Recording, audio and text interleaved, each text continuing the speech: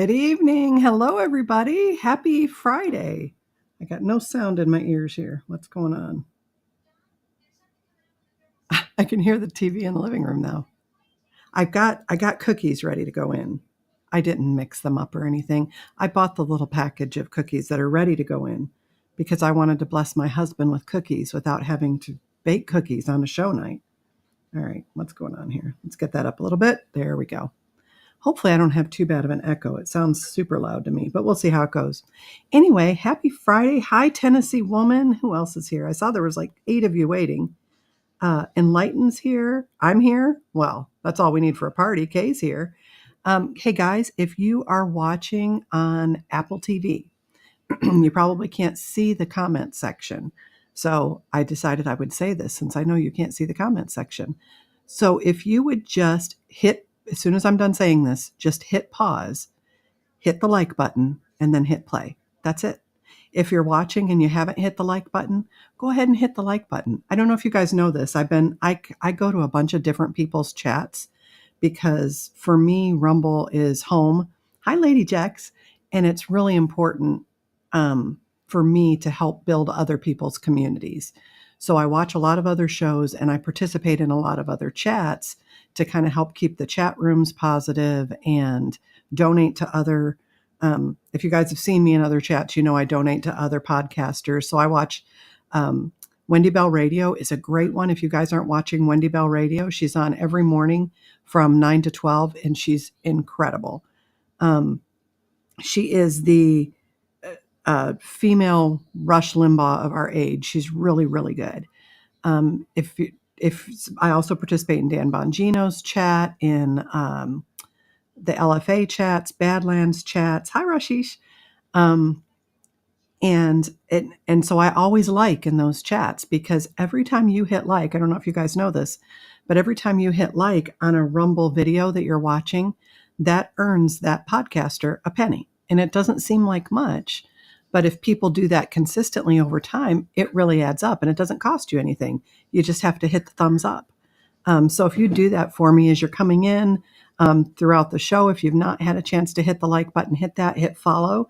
If you hit follow, you'll get notifications and you'll know when we're going live. I don't think you get notifications for videos. I put out several videos in the last week or so that were clips from, hi Sonia, that were clips from Girls Night Out. So there's Great Bouncing Farts is really funny if you haven't seen that one yet. Then there's the several edibles ones that are funny. If you missed Girls Night Out, it is back the first Saturday in February with Frida. But she and I have each tried edibles one time. That was all it took.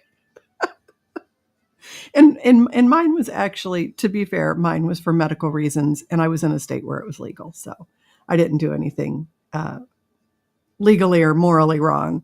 But anyway, I split those stories up into 3 or 4 different videos, and they're absolutely hysterical. And what was really funny was in the chat when I was telling those stories, it was like grandma somebody or somebody that I would interpret from their username was a bit older.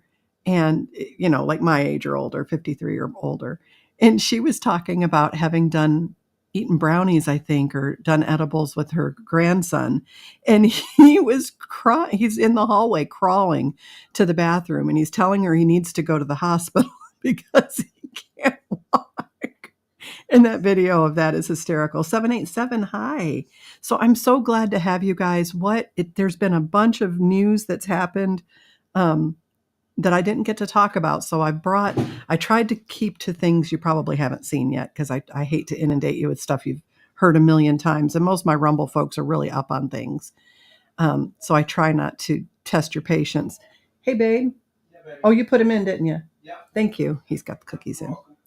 About a minute. Oh, good job. I didn't even see you sneak in and do that. So actually, Don's baking cookies. I convinced him that I'm baking them, but I'm like, hey, I'm going to bake cookies. When you hear that timer go off, will you come get them out? And so he walks back in as I'm sitting down and he's like, so when it beeps, does that mean they can go in? And I'm like, yes, that's what that's. I know how to bake No, I know you do. I'm just saying it turned out that are you looking for a spatula? Pot holder? Yeah. Right there. Because you know that those pans get hot. A little bit. Yes. How is my dad? Okay, so dad fell was it Wednesday, babe? Tuesday. He started falling on Tuesday, and he had several falls. He just thought he was weak, and he does fall pretty frequently. He has been on this drug called Ozempic. I'm not sure if he's on Ozempic or if he's on one of those other ones. There's Wegovy, Ozempic, and Mounjaro. But anyway, he was on one of those drugs, and he's mule-headed, and he would not get off it, and it caused wasting syndrome in him. So he was losing his muscle mass, losing his body mass, and what's he, about 5'10", babe? Dad, about 5'10"? Sounds good. Yeah, he's about 5'10". He's down to 135 pounds. He finally looked at himself and was like, oh my gosh, I look like a Holocaust survivor, and went off the drug. Thank God. It just killed me that the clinical trial would not boot him out, knowing that he had had gastric bypass surgery, was already at his ideal weight, and didn't need to lose weight. And that's what the trial is for, diabetics who need to lose weight. He should have been excluded from it. But anyway, that just got him weaker and weaker. Let me see how they look, sweetheart. Hold on, gotta check the cookies. Unless they cook with, Yeah, leave them on the pan for a couple minutes. They'll finish up. And then you can just turn the oven off. Thank you, babe. You're welcome. Like 5 minutes and they'll be ready. So anyway, last Tuesday, not this Tuesday, but last Tuesday, he had several falls. And then I don't know if it was Wednesday or Thursday that he decided he was hurt. And his leg was really bothering him. So he was going to drive himself to the hospital. So he's got a mobility scooter that they got him through the VA because he keeps falling. And this thing, I went over there and picked it up when I took him home from the hospital. It's got to weigh 60 pounds, and it's really awkward. It's wide and long, and it's a fall hazard to pick it up. So anyway, he decided he was going to drive himself to the hospital, picked up his scooter, slipped in the driveway, fell, and broke his femur. So that's the big bone in your leg. Several years ago, he broke the head off that bone, the head that goes into the pelvis, into the hip joint. And so they put a titanium head on it. Well, he broke it just below that head. Luckily, it was just a hairline fracture, so he's just going to need therapy and rest. The problem was that he had a serious urinary tract infection, and that was part of what was causing confusion and increased falls and his blood pressure being chronically low. So they got him on a medication to increase his blood pressure, which is good. We've got the UTI cleared up, which is good. Older people can go septic really quick with a urinary tract infection. It's called urosepsis. If you have an older parent or a grandparent and they're acting strange, they're confused, they're, out of their ordinary, they're having falls, the first thing I want you to think is urinary tract infection, because that is the most common reason for that to happen. And it often gets missed because they won't have urinary symptoms right off. He was having urinary symptoms, but was so confused, didn't put it together that he was having a UTI. So we got him home. He's like, well, I'll put the thing in your mother's car if I'm going to drive. I'm like, you've got a broken femur. You don't need to be out driving. So of course, the VA did not get his home health arranged before he went home, which I had requested. So we just got the request in for home health. Let's see, I think Tuesday. So hopefully at least therapy will be coming out. I had requested nursing too. If you've got a family member who gets VA services, I want to make you aware that there's some options to you that you might not know. There's something called at-home primary care. So if you've got a family member who is a vet and gets services through the VA, they can provide at-home primary care, which would mean a nurse would come out and provide primary care services in the home. So if you needed labs drawn or, whatever, you needed IV therapy. I mean, just anything, they can do all of that at home. so that your loved one who, you know, might be debilitated isn't having to get out and drive to those appointments.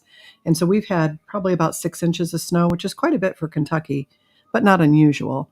And I was going to go down there yesterday and shovel their driveway. And it occurred to me, if I don't shovel their driveway, they're trapped. They can't leave. He can't go out and drive. So I called him and I said, hey, Dad, do you want me to come down and shovel for you? Because I would if he wanted, you know, if he really needed to get out. But I've been trying to encourage him to use Walmart and delivery and all of that. And they've never done it before. So I have to follow up with him again. But anyway, he's like, no, don't come shovel my driveway. And so we're trying to keep them in. Hopefully we'll get home health out there soon. How'd they look, babe? They darken up a little bit. I know that's racist, but they're cookies and you need them a little darker than they were. I'm a bigot, babe. No, you're not. I'm a hateful, racist, misogynistic. Misogynistic, really? Can I be misogynistic? No. No. Traditional wife. I mean, I'm all the bad things. I'm short. That's gold to me. I'm a little fat. Still gold. I'm thinking of what all of my faults are. I'm just going to put them all out there. They're not faults. He says they're not. See, isn't that sweet? I'm so glad you guys liked Girls' Night Out. I cannot wait to have Frida back. And you know what I love about her is she's so excited. She's like, oh, I can't wait. And we're going to do even better next time. And oh, thank you. I just want one. Look. Oh, they are. Can you take two? And then I'll just have the plate. Yeah. Do you want another plate? Thank you, sweetheart. He brought me a cookie. I'm sure my dietitian would revolt. You did what? You ate a Nestle? So I'm only at like 450 calories today, so I can have a cookie. Don't judge me. You hateful cookie phobes. Anyway, it's been a busy week for news, and so I wanted to go over some of this craziness. There's this video out on Twitter of this guy, this farmer. So he's on his land, and some climate activist has blocked his driveway. And I've really had about all I can take of these climate activists. I don't know what they think they are accomplishing by blocking roadways and just pissing everybody off. It's gotten to the point, hold on, I'm adjusting my camera. It's gotten to the point where people are so tired of it that they're dragging them out of the street. And I'm like, look, this is going to get dangerous. Somebody's going to get run over or hurt. And my opinion is, if you're stupid enough to be in the road, I mean, you're going to get hit by a car. We can't help it that you're that stupid. And I don't think we should be subjected to your stupidity. So, if you're going to glue your hand to the cement, I think that's where you should stay. I think you should have to, sit in your own excrement because you're too stupid to just stop screwing with other people.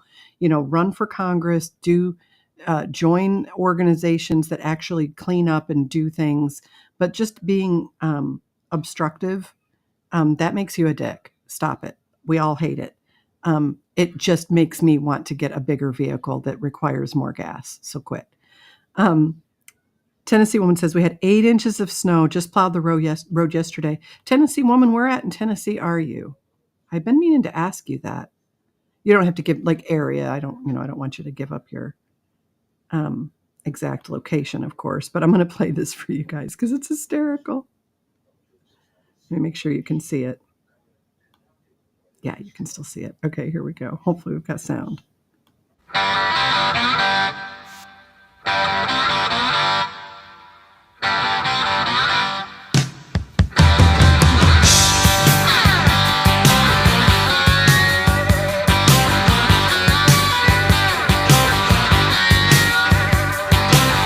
Now on the day I was born, the nurses all gathered round, and they gazed in wide wonder at the joy they had found. The head nurse spoke up.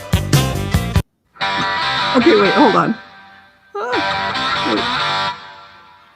Okay, so I'm going to make it bigger because it's worth watching again. It makes me so happy. Okay, here we go. North Middle Tennessee on the Kentucky line. Okay, so I had a doctor that I used to go see that was in, Monticello. which I'm guessing is probably right around where you're talking about. North Middle Tennessee. Yeah, that would be right. That was enjoyable. Okay, wait, we're going to watch it again because it was so fun the first time. Here we go.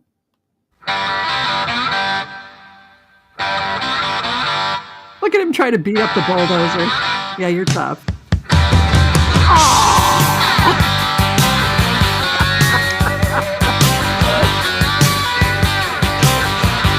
I'm sure YouTube will ding me. On the day I was born, the nurses all gathered round, and they gazed in wide wonder at the joy they had found. The head nurse spoke up. Get your crap out of my driveway. I love it. I love it. Oh, it's so good. I bet I've watched it 30 times. Close to Portland, Tennessee. I don't know where that is. I'm going to have to look that. Tennessee woman, we're going to have to get together because you can't. We're about 3 hours out of Nashville. And I'm about 2 hours outside the Tennessee border, kind of like if we go down towards Monticello, I'm guessing we would get toward your area. So we've got to get together. But anyway, I just love that. If you are a climate activist, I'm all for. I want clean air, clean water. I don't think getting rid of fossil fuels is going. It's so funny because they put it all on us. They're like, you need to consume less. You need to eat the bugs. You need to do all of this. But it's our huge corporations that are doing all of this polluting. I mean, think about what pharmaceutical companies put out there, and it's all that kind of stuff. It's all these hypocrites flying to Davos and when they could just as easily meet by Zoom and flying all over the country, and all of these politicians who could just as easily fly commercial, flying private jets. And I tell you what, let them make some changes and then I'll consider making some changes. But until then, they can just F right off. I just don't care. I'm over it. I think it's about time we stood up and said, this is ridiculous. We're not playing your game anymore. I'm not going to believe your fear porn. I looked outside today. The world did not blow up. And what's interesting is they want you to have all of this fear that, that we're the biggest way that they manipulate you is because people are scared of death. I wish I had some words that could make the majority of people not afraid of death. Because if people weren't afraid of death, they wouldn't put up with 90% of this. If they weren't afraid of death, they wouldn't take unproven injections. If they weren't afraid of death, they wouldn't take unproven pharmaceuticals. There's just a lot of things you wouldn't do. You wouldn't put up with a lot of the BS that's lorded over you because you wouldn't be buying their propaganda that if you don't do this, the world's going to explode. Well, I've been hearing this since I was a child, and I keep looking outside and the world is still largely intact. Don took a picture of a perfect rainbow end to end the other day. Speaks to me of a world that's working appropriately. Sure seems that way. There's no proof that lowering the temperature by, hi, Janik. There's no proof that lowering the temperature by 1 degree Celsius or Fahrenheit is going to do anything to change the climate other than that temperature drop. As far, now their new thing is we need to cut down all the trees and bury them. That's actually a thing. Bill Gates is talking about that. Franklin County. Hey, babe, do you know what county Monticello is? Alexa, what county is Monticello, Kentucky? Hi, Vanessa. Kentucky is located in Wayne County. It's Wayne. It serves as the county seat and is situated near the center of Wayne County on Elk Spring Creek. Alexa, what cities are in Franklin County, Kentucky? Alexa, Franklin. What cities are in Franklin County, Kentucky? Oh, that is? Franklin, well, she can't. That can't be right, babe. Frankfort as its county seat. Alexa, stop. Maybe it's Franklin County, Tennessee. Oh, the first city is Franklin, Kentucky. I gotcha. Alexa, how far is Franklin, Kentucky from Monticello, Kentucky? From Monticello, Franklin is 150 miles away by car. Okay, we're not even close. But you're in Tennessee, so you're not that far for me to get to. We'll have to work it out at some point. Not Franklin County, the city of Franklin. I gotcha. I keep thinking we need to do like a GART. If you guys watch Badlands, so Badlands is a network, like LFA is a network. Trying to think what other networks are on. Stu Peters has a network, but Badlands does a. If you guys watch Red Pill 78, Zach, who I love, they just had an event called GART. I don't actually know what GART stands for, but they did it out in California. I keep hoping they're going to do one closer because I'd love to go. Because I like CanCon and I like Zach. Who's that cutie with the pretty, pretty blue eyes? Do you guys watch Badlands? Is it Chris? What is his name? He's got the bluest eyes I've ever seen. I just want to know if they're contacts. I almost bought some blue contacts the other day because I'm like, wonder what I'd look like with blue eyes. And then I thought, you don't have to wonder anymore, dear. Okay, so let me pull up our. Oh, you love them too. See, yeah, I like Badlands. I like LFA.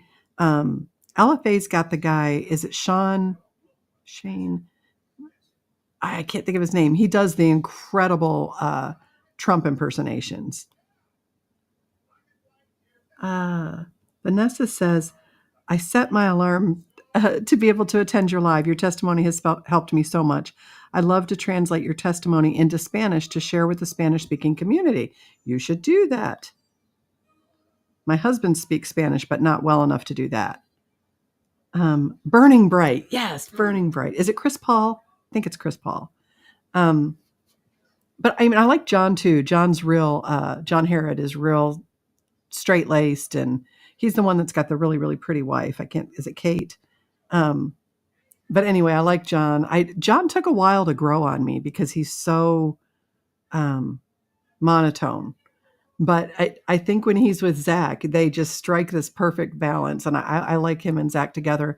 Baseless Conspiracies is a really, really interesting show and just fun to watch. So anyway, I like to plug all those other channels. I like to help support all those other channels. So I encourage you, when you come in, hit the like button, hit the follow button, share the show. We don't talk about anything that's going to lose you friends generally.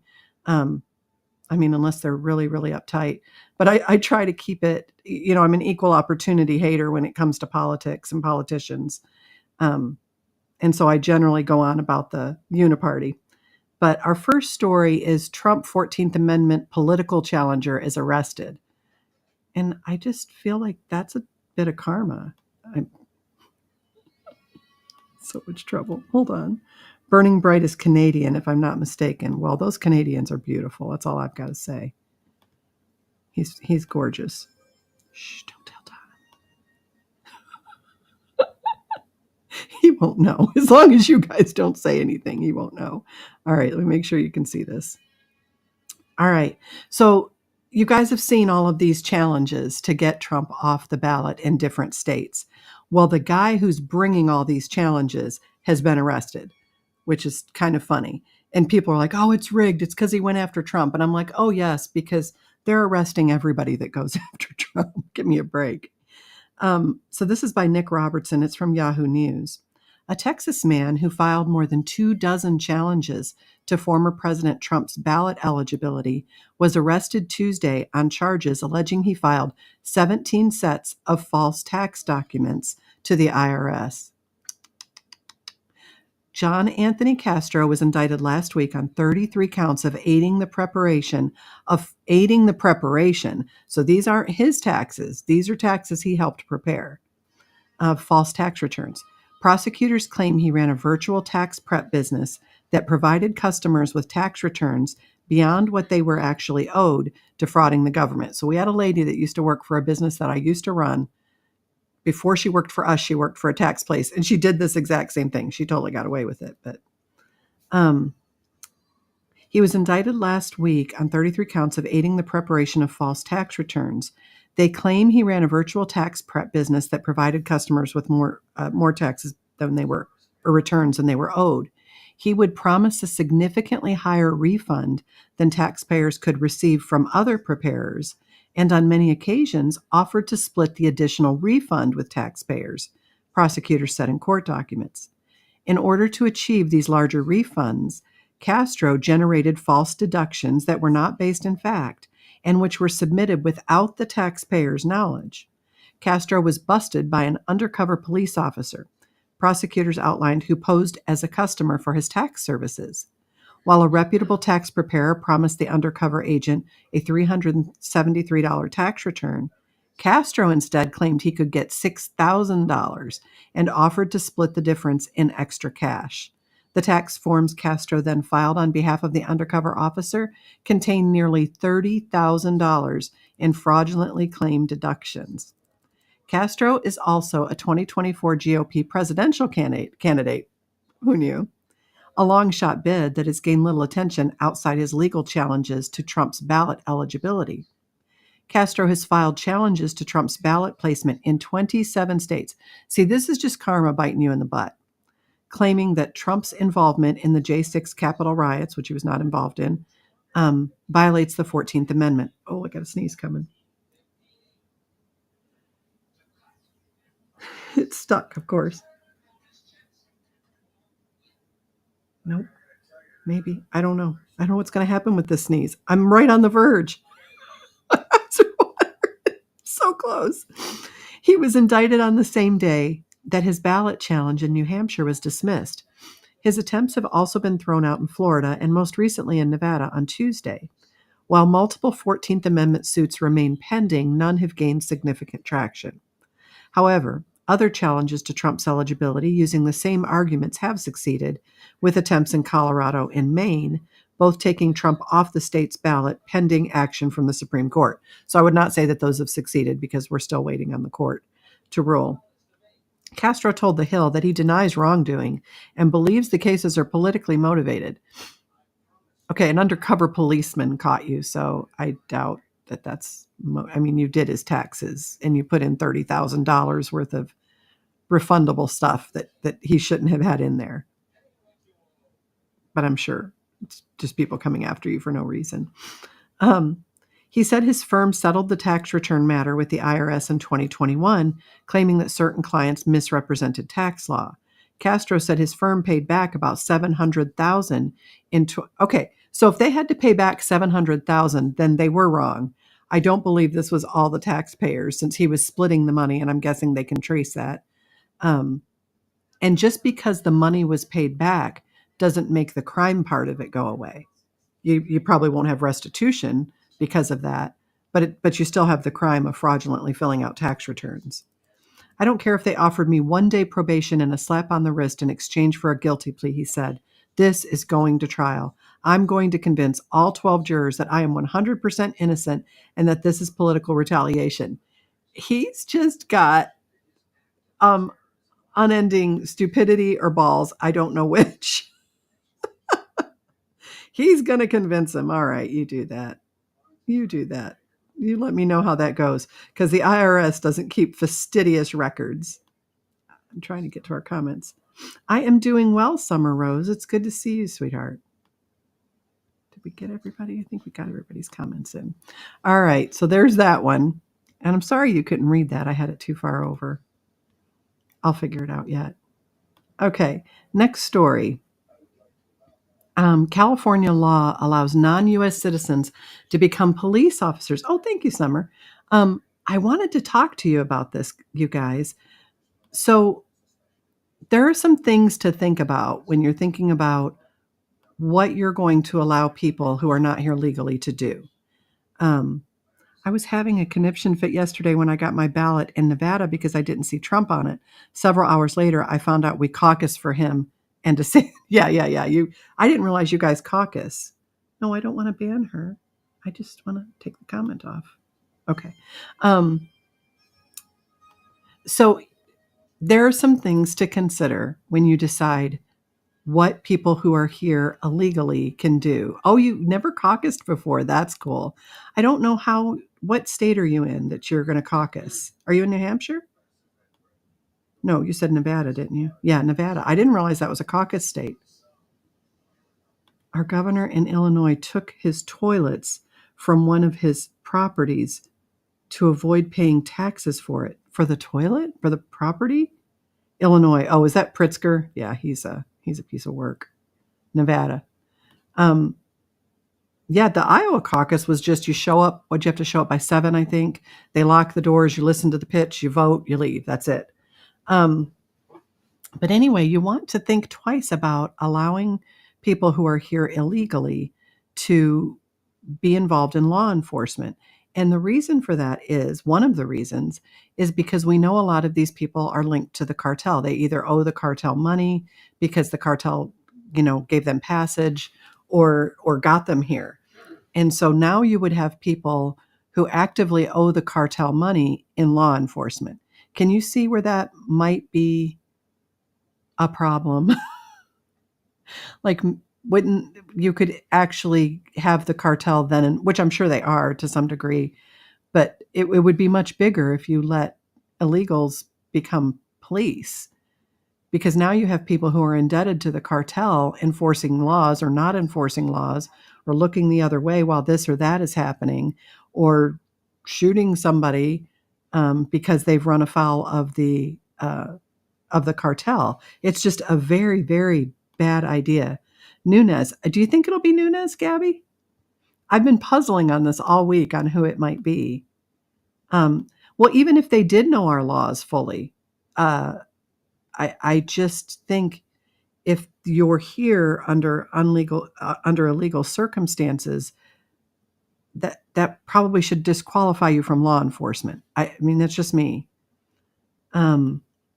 Gabby says Vivek must not be VP. I agree. He can't be trusted. He will pull another Pence when opportunity presents itself. I think you're right about that, Gabby. I mean, maybe he won't. Maybe he wants the prize so bad he would be good. I just don't trust him. There's just something in my gut that doesn't trust him. I could, however, see Trump making him vice president to pull in that young vote. It's a strategic decision. It's not necessarily like I think Carrie Lake would be incredible. I think it would be smarter.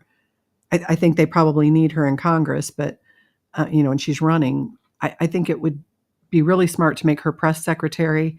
I would like to see if I could pick my dream team, it would be Carrie Lake for press secretary. It would be RFK Jr. over the FDA, Peter McCullough over the NIH, Kash Patel over the Department of Justice. Those would be my picks. Kristi Noem or Byron Donalds. I really like Byron Donalds, and I think Byron Donalds could boost minority voting. Kristi Noem, she might bring the female vote. I don't know. I think I think there's like rumors that she had an affair. Nurse Penny, this is why the globalists are canceling Sound of Freedom. How are they canceling it? It's already out, right? I have to learn more about that. All right, so here's the story. Let me share this. Dissolve the CIA. Yes, lady, be good. They're you can't uncorrupt them. The FBI too. I think you may have to just start over, and decide what we really need from them. All right, where is this article? It's the California one. Where is it? There it is.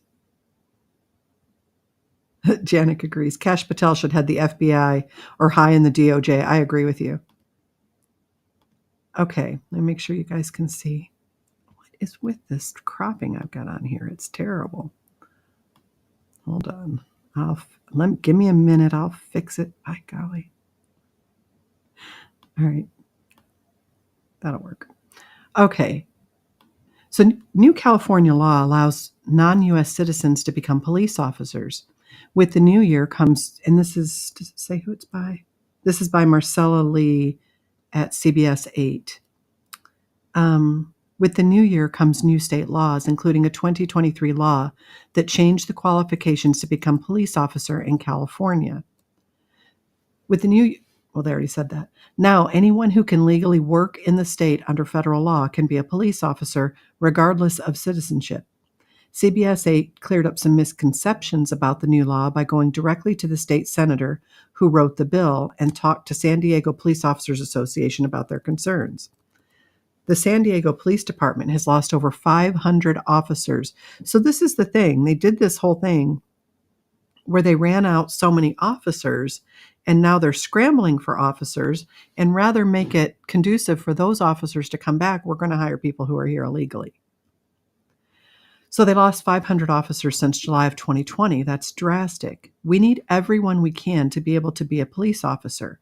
However, we're not in favor of reducing the requirements and lowering the standards. Wilson said they do have concerns about the new California law that changed the qualifications to become a police officer. Prior to January 1st, 2023, you had to be a U.S. citizen or permanent resident to qualify for the job. That's no longer the case. Anyone who's legally authorized to work in the state of California under federal law with the proper green card or visa is eligible to become an officer. When you look at California's rules, almost every other profession, lawyers, doctors, even firefighters, are able to be part of that profession as long as they have full legal authorization. I think that's problematic, especially when it comes to lawyers, law enforcement, things like that, just because of the known cartel links. I mean, I think you would at least need to clear that up and get their citizenship in order before you could do this. But it was only our sworn officers we restricted that way, probably for good reason. She added, ironically, in the military, you could be an officer in the military and you could not be a peace officer in California. So that's why we felt it was totally right to fix the rule. If you're here illegally, can you be an officer in the military? I don't know that that's true. To make things perfectly clear, Skinner said this in no way applies to undocumented workers. So illegal aliens, right? Profession, as long as they're full legal laws, full federal legal work authorization. So if you're an illegal alien, you don't have that. I don't even understand what they're doing here. She said a person has to have full legal work authorization under federal law, people who pay taxes and have every ability to work legally in the U.S. So we'll see where that goes. I don't know that it's a good idea. I think we should think long and hard about such things. Dissolve the FBI. I agree. Hold on. Get my chat to slide down here. California is so screwed up. The globalists are canceling Sound of Freedom by having, the Academy Awards snub it. Well, we knew that was going to happen. It set records domestically and overseas. Is it traditionally the kind of music that would get or the kind of movie that would get an Academy Award? Maybe it is. Sometimes documentaries do, don't they? California will allow print-at-home voting ballots. Wow, it just gets better and better. So it says you can't be illegal and still serve. I don't know what that means. So you have to have your green card. So if you have your green card, are you now, there goes my cookie. Are you now a citizen? I'm not sure how that works. Hey, babe, do you know? He's in the bedroom. His mom was an immigrant. So, they're good. It says you have to have your green card and or a permit to be able to work. And so they're trying to rush along. They're trying to push along these green cards so that these illegal migrants can get to work, and they do need to get to work because we don't want to be supporting all of them. Sorry, just had a little hankering. I don't normally eat on here, but it's been a long time since dinner. So that I'm not sure about, but we'll keep an eye on it. I mean, a green card wouldn't necessarily mean you don't still have ties to the cartel. I'm just worried about how many people come across who are indebted and trafficked by cartels. And I think it would be a bad idea for them to be in law enforcement because there's a huge conflict of interest if you owe money to the cartel or if you're in debt bondage to the cartel. In California and New York, says Gabby, illegals will be able to vote because we don't have ID verification and it's all but impossible to do an audit. There's a case going forward right now, Gabby. I can't remember. Gosh, I wish I had Tracy in my kitchen. She could tell me. But there's a case going forward right now, and I cannot remember who's bringing it, and I've only heard about it once. But this is a small group of people who are bringing a case asking, I think it's Supreme Courts in states. I don't think it's going to the federal Supreme Court, but I think it's Supreme Courts in particular states. If the states are bound by their own election laws. Because what's happening now is, like, we had all of this election debacle, and you couldn't get standing to have it heard in court. And so these people are saying, hey, look, we're going about this the whole wrong way. Let's just get a decision from the court on whether or not states have to follow their own election laws. Then once we have that ruling, when they don't follow their election laws, we now have standing. So I need to figure out who was doing that. I heard about it on Rumble. I need to look more into it. Yeah, there will be potentially. Well, look at what's happening with the votes now. I mean, you've got people even in primaries where Nikki Haley is encouraging college students, and I think it was Des Moines, to come out and change their affiliation to Republican so that they could vote, so they could caucus. And I think that's fine. But I think if you change your affiliation to Republican or Democrat during a caucus, then you're changed. That's it. So until the election, that's how you have to vote. Either Republican or Democrat, however you've registered. Usually you need to have a green card for 5 years, and then you can apply for citizenship. Okay, that's good to know. Every state needs to be the same day voting, ID, paper. I agree. Look how smoothly, and it doesn't always go smoothly in Iowa, but it went really smoothly the other night. I know a lot of people were upset because they called it so early. And I get that. I think that's a valid complaint. The only thing I would say about that is in that caucus process. So it's not like our primaries here in Kentucky. It's just like a voting day. You just go and you vote during the voting hours. You know, if you want to do it absentee for primary, I think you can. I've never done that. But in those caucus states, so all of those people that were caucusing, they were already locked in voting when they were calling it, or they'd gone home because they'd already voted. And I think if anything, it probably hurt Trump because they heard that he had I think that might have been the goal, why they announced it so early, is to say, oh, look, he's at 70. There's no way you can catch him. And then all these people waiting to vote are like, 70, man, I'm going to, but they called it with like 0.5% of the vote in. And I agree that's ridiculous. I don't know if that's all done by AI or how they figure that out. I mean, they were right. Ultimately, yes, he did win it, but I do think it's disrespectful to the voters. Green card just gives you the right to work and leave. Okay. Independent audits aren't allowed in California and New York. Are they not allowed, or are they just not allowing them? Like, is it actually against the law? That's what I'm curious about. Georgia committed a number of violations of their own laws regarding voting. Nothing's been reversed. Election fraud is a done deal. Yeah, it is. And I think it's important that this one particular group is trying to have this heard where they can get a ruling on, do you have to follow your own election laws? That way, when they're not followed, we now have standing and can get into court. I think it's going to take a while to fix this, if we can fix it at all. That will continue to happen. I agree. Okay, so Janet says, I'm so confused. We are caucusing for Trump and DeSantis and having voting. I don't know what you mean. So if you're caucusing for whoever the Republicans are. So if you're caucusing, then you're caucusing for whoever's still on the ballot. So if that's DeSantis, Trump, and probably Haley, I don't know if there's still some other stragglers on there. I think DeSantis may drop out before we get to South Carolina. I think he's going to crash and burn in New Hampshire. I mean, we know he's going to crash and burn in New Hampshire. And I think he'll get out. I think if he's smart, he'll get out before South Carolina and get back to his state and try to repair what damage he's kind of done to his reputation there. And having voting for, so if you're caucusing is voting. So you go, when you caucus, generally what happens is somebody gives a speech about, they have representatives. So Trump would have a representative, Haley would have one, DeSantis would have one. If Vivek was still in, he would have one if you're in a caucus state. So you go, you listen to those representatives, then you cast your vote and they count them. And then that's whoever wins the primary. That's generally how it works. Now, it may be different from state to state. Haley and other names on the ballot. Yeah, the caucus would be for all of them. The Republican caucus would be for all of them. The Democrats aren't doing a lot of caucusing, or they're doing them by mail because they're not wanting to put Marianne Williams on there, or there's another person that's running.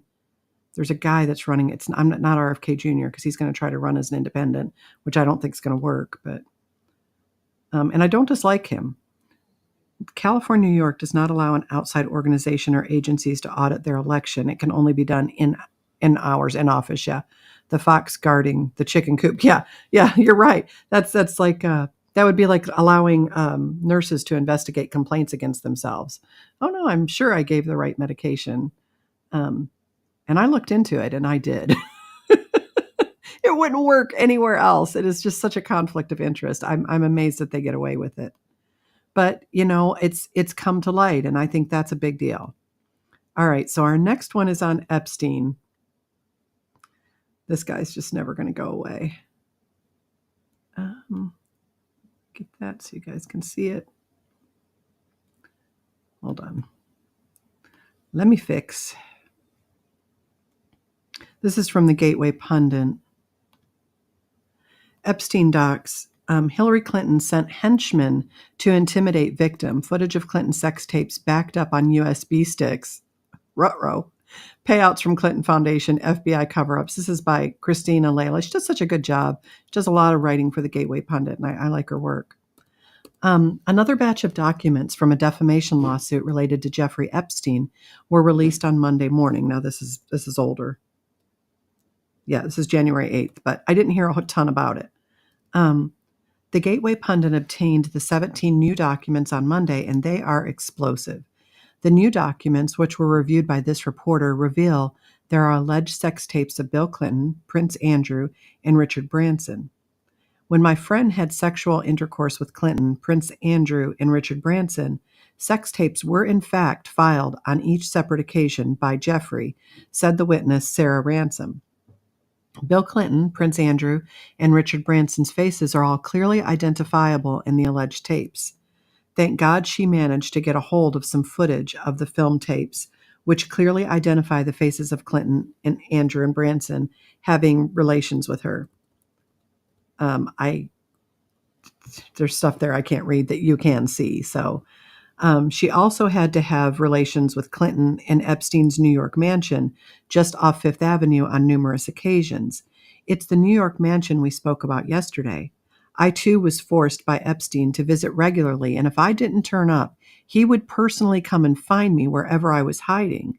It still bewilders me how Epstein always seemed to know where I was if I didn't turn up at his New York residence. When my friend had relations with Clinton, Prince Andrew, and Richard Branson, tapes were in fact filmed on each separate occasion by Jeffrey.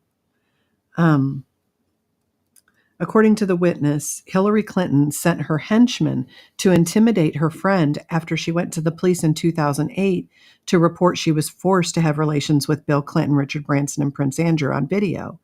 She was made to feel like a dirty whore and liar and wasn't taken seriously, Sarah said of her friend. A couple months later, she was then approached by special agents forces men sent directly by Hillary Clinton herself in order to protect her presidential campaign in 2008.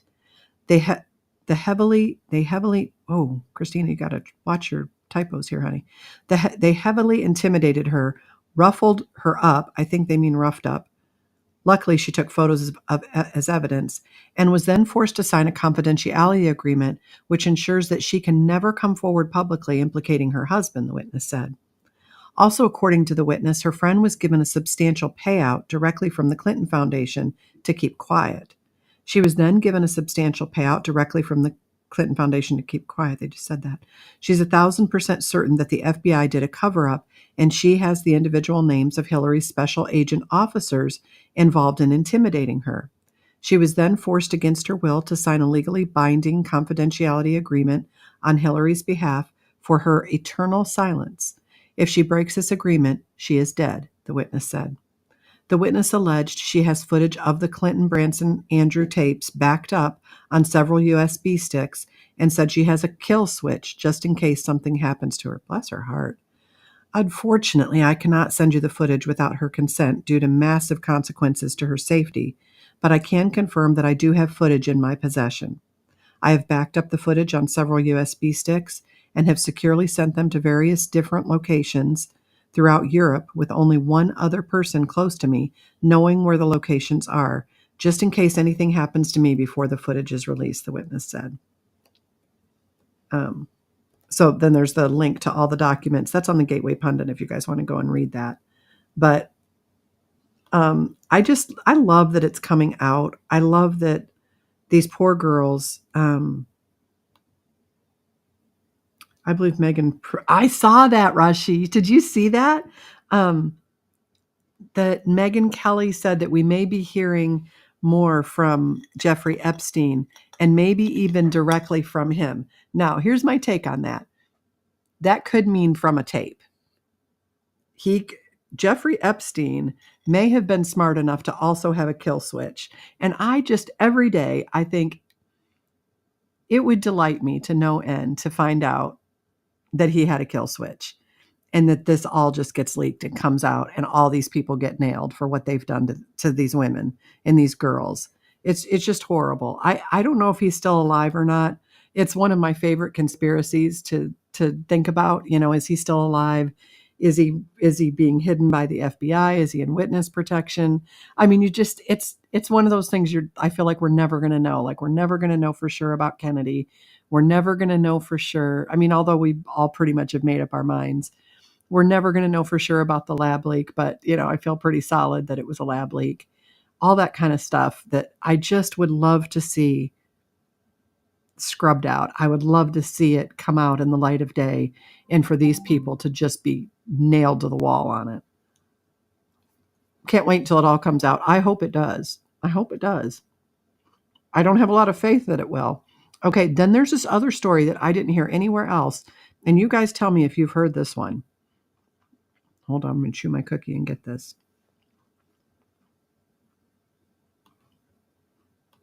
Let me make sure you can see it. Of course, the cropping's all off.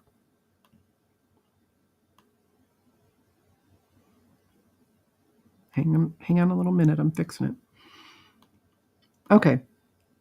This is from, boy, those are sweet. This is from the Los Angeles Magazine, which I've never heard of. Of course, I don't read a lot of magazines, so. By Michelle McPhee. Jeffrey Epstein's fixer's office burglarized hours before document dump. This was from January 5th. Strickland & Company, the global crisis public relations firm who has a client list of the rich and powerful, including Jeffrey Epstein, was burglarized over the New Year's holiday by thieves who stole company computers just hours before a trove of long-sealed court documents related to the admitted pedophile were released. Michael Citrick said his penthouse offices at 11999 San Vicente Boulevard, along with other occupants of the 4-story building in Brentwood that bears his company's name, Citrick & Company, was broken into by unknown thieves just as explosive new documents about Epstein's proclivities with underage girls were made public. It didn't cross my mind, Citrick told Los Angeles Magazine over the phone Thursday when asked if he was concerned about the timing of the burglary. It didn't cross his mind. Just hours before a years-long records fight ended when a judge ordered the release of roughly 900 pages of documents. The records offer new insight into the allegations against Epstein and his accomplice Ghislaine, which includes previously undisclosed deposition transcripts, Palm Beach police search warrant records, and the names of potential witnesses to their crimes. The new revelations were part of a defamation suit filed by lawyers for Virginia Giuffre, who was underage when she says she was trafficked to powerful men, including Prince Andrew, by Maxwell. It has to be coincidence, Citrick said of the theft, adding that there were no Epstein records in his office or any compromising information about any of his clients I'm sure there weren't. He's got all these clients. What else is he going to say? Nope, there was nothing on those computers. You don't have to worry. These are attorneys. They would have privileged information on these computers. But, he's got to say, it's just a coincidence. I can't imagine why they would have broken in just before the release of this information and stolen computers. It's obviously just a coincidence. There were several offices in the building in addition to ours which were broken into and robbed. All of our computers are all password and dual-factor protected and encrypted. I'm sure the FBI couldn't get into them. It's state-of-the-art. No one's getting into them. Sure. The LAPD confirmed that officers responded to a burglary report on the 11,000 block of San Vicente Boulevard on January 2nd, which is when Citric employees returned to work. No other details about the break-in were made available. Well, why not? Why not? Just tell us everything. Show us the body cam. Show us everything. There's no way anybody got into anything, right? Court records indicate Citric was engaged to represent Jeffrey Epstein by Miami lawyer Roy Black in 2005, just as Palm Beach police initiated a child sex crimes investigation, and 3 years before the financier pled guilty to a charge of procuring sex from a 14-year-old minor in a secret plea deal ironed out by prosecutors, one that came despite allegations from dozens of young women who said they were assaulted by the billionaire at his West Palm Beach home. And I believe that, what's his name? The big fat Bill Barr. Bill Barr's the one who negotiated that sweet deal for him. Florida federal prosecutors showed poor judgment, a 2020 Department of Justice Office of Professional Responsibility report said, by making an NPA or non-prosecution agreement, a sweetheart deal, this is what Bill Barr was involved in, that allowed Epstein to serve 13 months in a jail work release program. He was a registered sex offender, but Citric told Los Angeles, magazine, he began working with then convicted pedophile in 2011 after the New York Post ran a story about Epstein and Prince Edward that started this way. Meet Manhattan's raunchy new odd couple, the prince and the pervert. The expose on the disgraced billionaire's relationship with Prince Andrew ran with a photograph of the men on a walk and talk through Central Park that came after Epstein admitted to his criminal abuse of a minor. Unsurprisingly, Prince Andrew is among the names of potential witnesses in the lawsuit.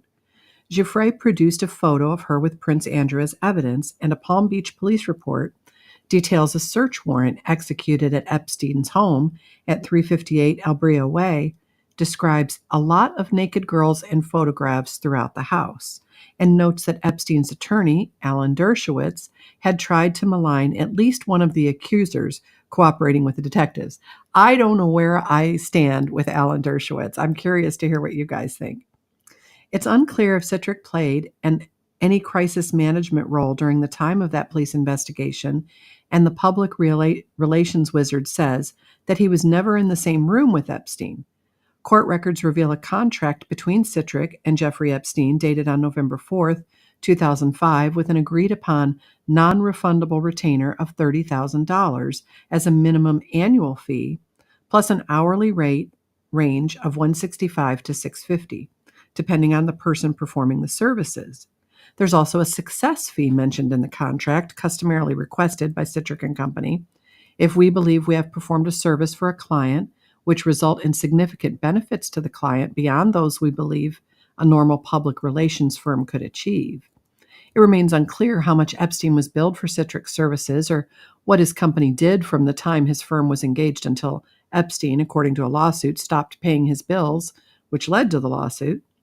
I never met Jeffrey Epstein, Citric said, adding that his business dealings with the convicted felon were conducted by phone with lawyers, and the bulk of his work dealt with the New York Post story about Prince Andrew. If Epstein's documents still existed at his firm, they wouldn't be on anything that was taken.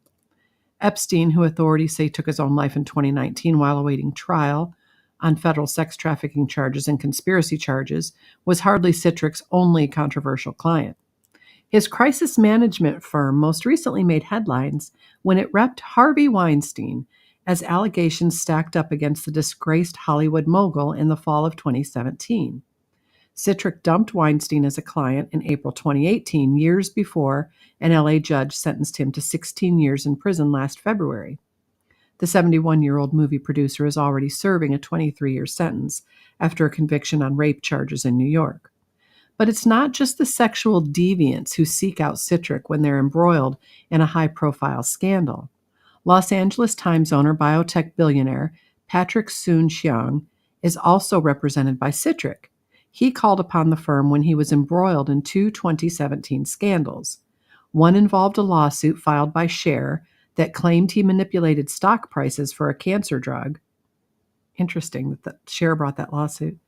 The second came when a public watchdog accused him of using an unusual donation to bolster his business at the University of Utah. Citric is also the go-to flack when Hollywood stars are under fire.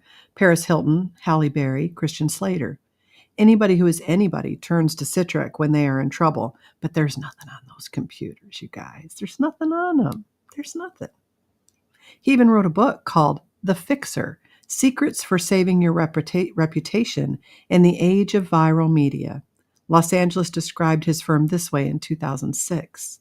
The combination of elegance and pugnaciousness has attracted a vast assortment of clients, ranging from the embattled, the Catholic Archdiocese of Los Angeles, to the weird, the Kabbalah Center, to the arrogant, the Getty Center, to the overexposed, rock and roll or Tommy Lee, to the shady, Carl Freer, the gun-wielding Swedish national whose business partner, Bo Stefan Eriksson, was jailed in April after totaling a $1 million Ferrari Enzo in Malibu. It was a decidedly different time when Citric repped Cheers star Kelsey Grammer, who was accused of raping his family's babysitter in 1993. A grand jury would refuse to indict him, which a Somerset County prosecutor in New Jersey blamed on the woman's delay in reporting the crime. Politicians and media titans, including Rush Limbaugh after he was popped on drug charges, have also turned to Citric for counsel. He's kept his clients' secrets for 35 years and maintains that the burglars would have no way to access them with a... Really? You don't think hackers could get into that computer? The lawsuit that led to this week's 2 document dumps was settled in 2017 after Epstein's death. Maxwell went on the run until she was tracked to a hideout in New Hampshire by the FBI and charged with 6-count indictment on federal charges related to the sexual exploitation and abuse of multiple minor girls by Jeffrey. She was convicted of child sex trafficking, but nobody who she trafficked the children to was charged. So I don't know how they can charge her with trafficking without knowing who she did it and charging them. By then, Citric's relationship with Epstein had ended, with his company filing a lawsuit demanding payment of more than $71,000 in unpaid bills. Sounds like he did some representing to me. He paid the bill, Citric said this week, but that was the end of their business dealings. As far as suspects who could have broken into his penthouse office, Citric says he's perplexed, as there was no sign of forced entry and no employee keycard registered entry to the building. Citric said his IT staff met with the LAPD. It's very strange, he said. How did they get into that building? I wonder. It's almost as if somebody would have had to let him in and they're lying about the card. Who knows? What do you think? These people are just, I don't think there's any help for them. Kim Clement Prophecy said they will not be able to go on the streets. These are some examples of why so many judges are compromised. There are other reasons as well. You can't tell me that this guy, okay, look, if you've represented all these people, there is no way that you're not sweating that all your data is missing. There's no way.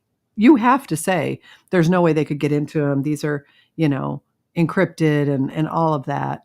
But I mean, I think we can all agree that if somebody wants to hack something, it's hackable. I mean, they've hacked the federal government. They've hacked Facebook. Twitter's been hacked. Who hasn't been hacked? I think this guy is praying that they can't get in. These people are so slimy, Tennessee Woman. You're right. They're just so gross. I'm like, look, I just don't understand the depravity of people. You don't have any physical needs. You've got all of your basic needs, not wants. All your basic needs are met. You've got money, you've got status, and that's not enough. You have to rob the innocence of children. I mean, there was something that came out last week about these 2 guys that were supposed to be babysitting these 2 toddlers, and they're in the mothers, I guess, are working at the mall, and they knew these guys and let these guys watch them. And these guys took these 2 toddler babies into this bathroom and violated them. Several guys did this to these 2 little toddlers. I'm just like, if we've got that on video, don't even bother with the trial. Just shoot them on the spot. It's crazy to spend the money to house, and I mean, I guess prison justice will get them, but toddlers? I mean, this is less than preschool. So you're talking 2 years and younger. It's just disgusting. I don't understand what makes, it's not like you can't buy sex. It's not like you can't rape adult women. I mean, I'm not advocating that, but I'm just saying, what is this proclivity for toddlers? Toddlers. This is crazy. I mean, I guess it's a girl, a 15-year-old girl can look like a 20-year-old girl. I get that. But most cases, it sounds like they knew these women were young, that these were girls, not women. It's just disgusting. All right. The next one is, so Joe Biden went down to talk to the Mexican president. I think he went. I might have that wrong. It's kind of a blurry. This whole last week's been a little blurry. I've got kidney stones again. And so I passed one of them. I think I have 6. I've got a couple that might be too big to pass. So I'm going to go look at getting those things busted up. I see the doctor about that next week. But so there are things that are like very clear, and then things that aren't so clear. I'm working on it. I promise. Sounds like the days of Noah. Yeah. It does, doesn't it? This sort of Sodom and Gomorrah sort of thing, where the angels went to scope out where the men were sent to scope out the land. That was Sodom, right? They went to scope out the land, and the men that were there tried to get. So this man offers for them to come into the house, and he's going to feed them and let them stay overnight to keep them safe. And the men in the community are all trying to beat down the door, and they're saying, give us these men to have sex with. And whoever it was that housed them, I can't remember, was it Lot? I don't remember who housed him, but whoever housed him was like, I'll give you my daughters, but you can't have these men. They're protected by the hand of God. And I mean, I wouldn't have offered him my daughters either. Gabby says Anne Hesh was killed. She was making a film she's the one that crashed the car that sat up, right? That was supposedly dead but sat up. She was making a film on child sex trafficking. The feds assassinated her on the cartel's behalf. A politician working with Hesh was also assassinated within. Well, what's funny is Abraham, Sarah, and Lot. Thank you.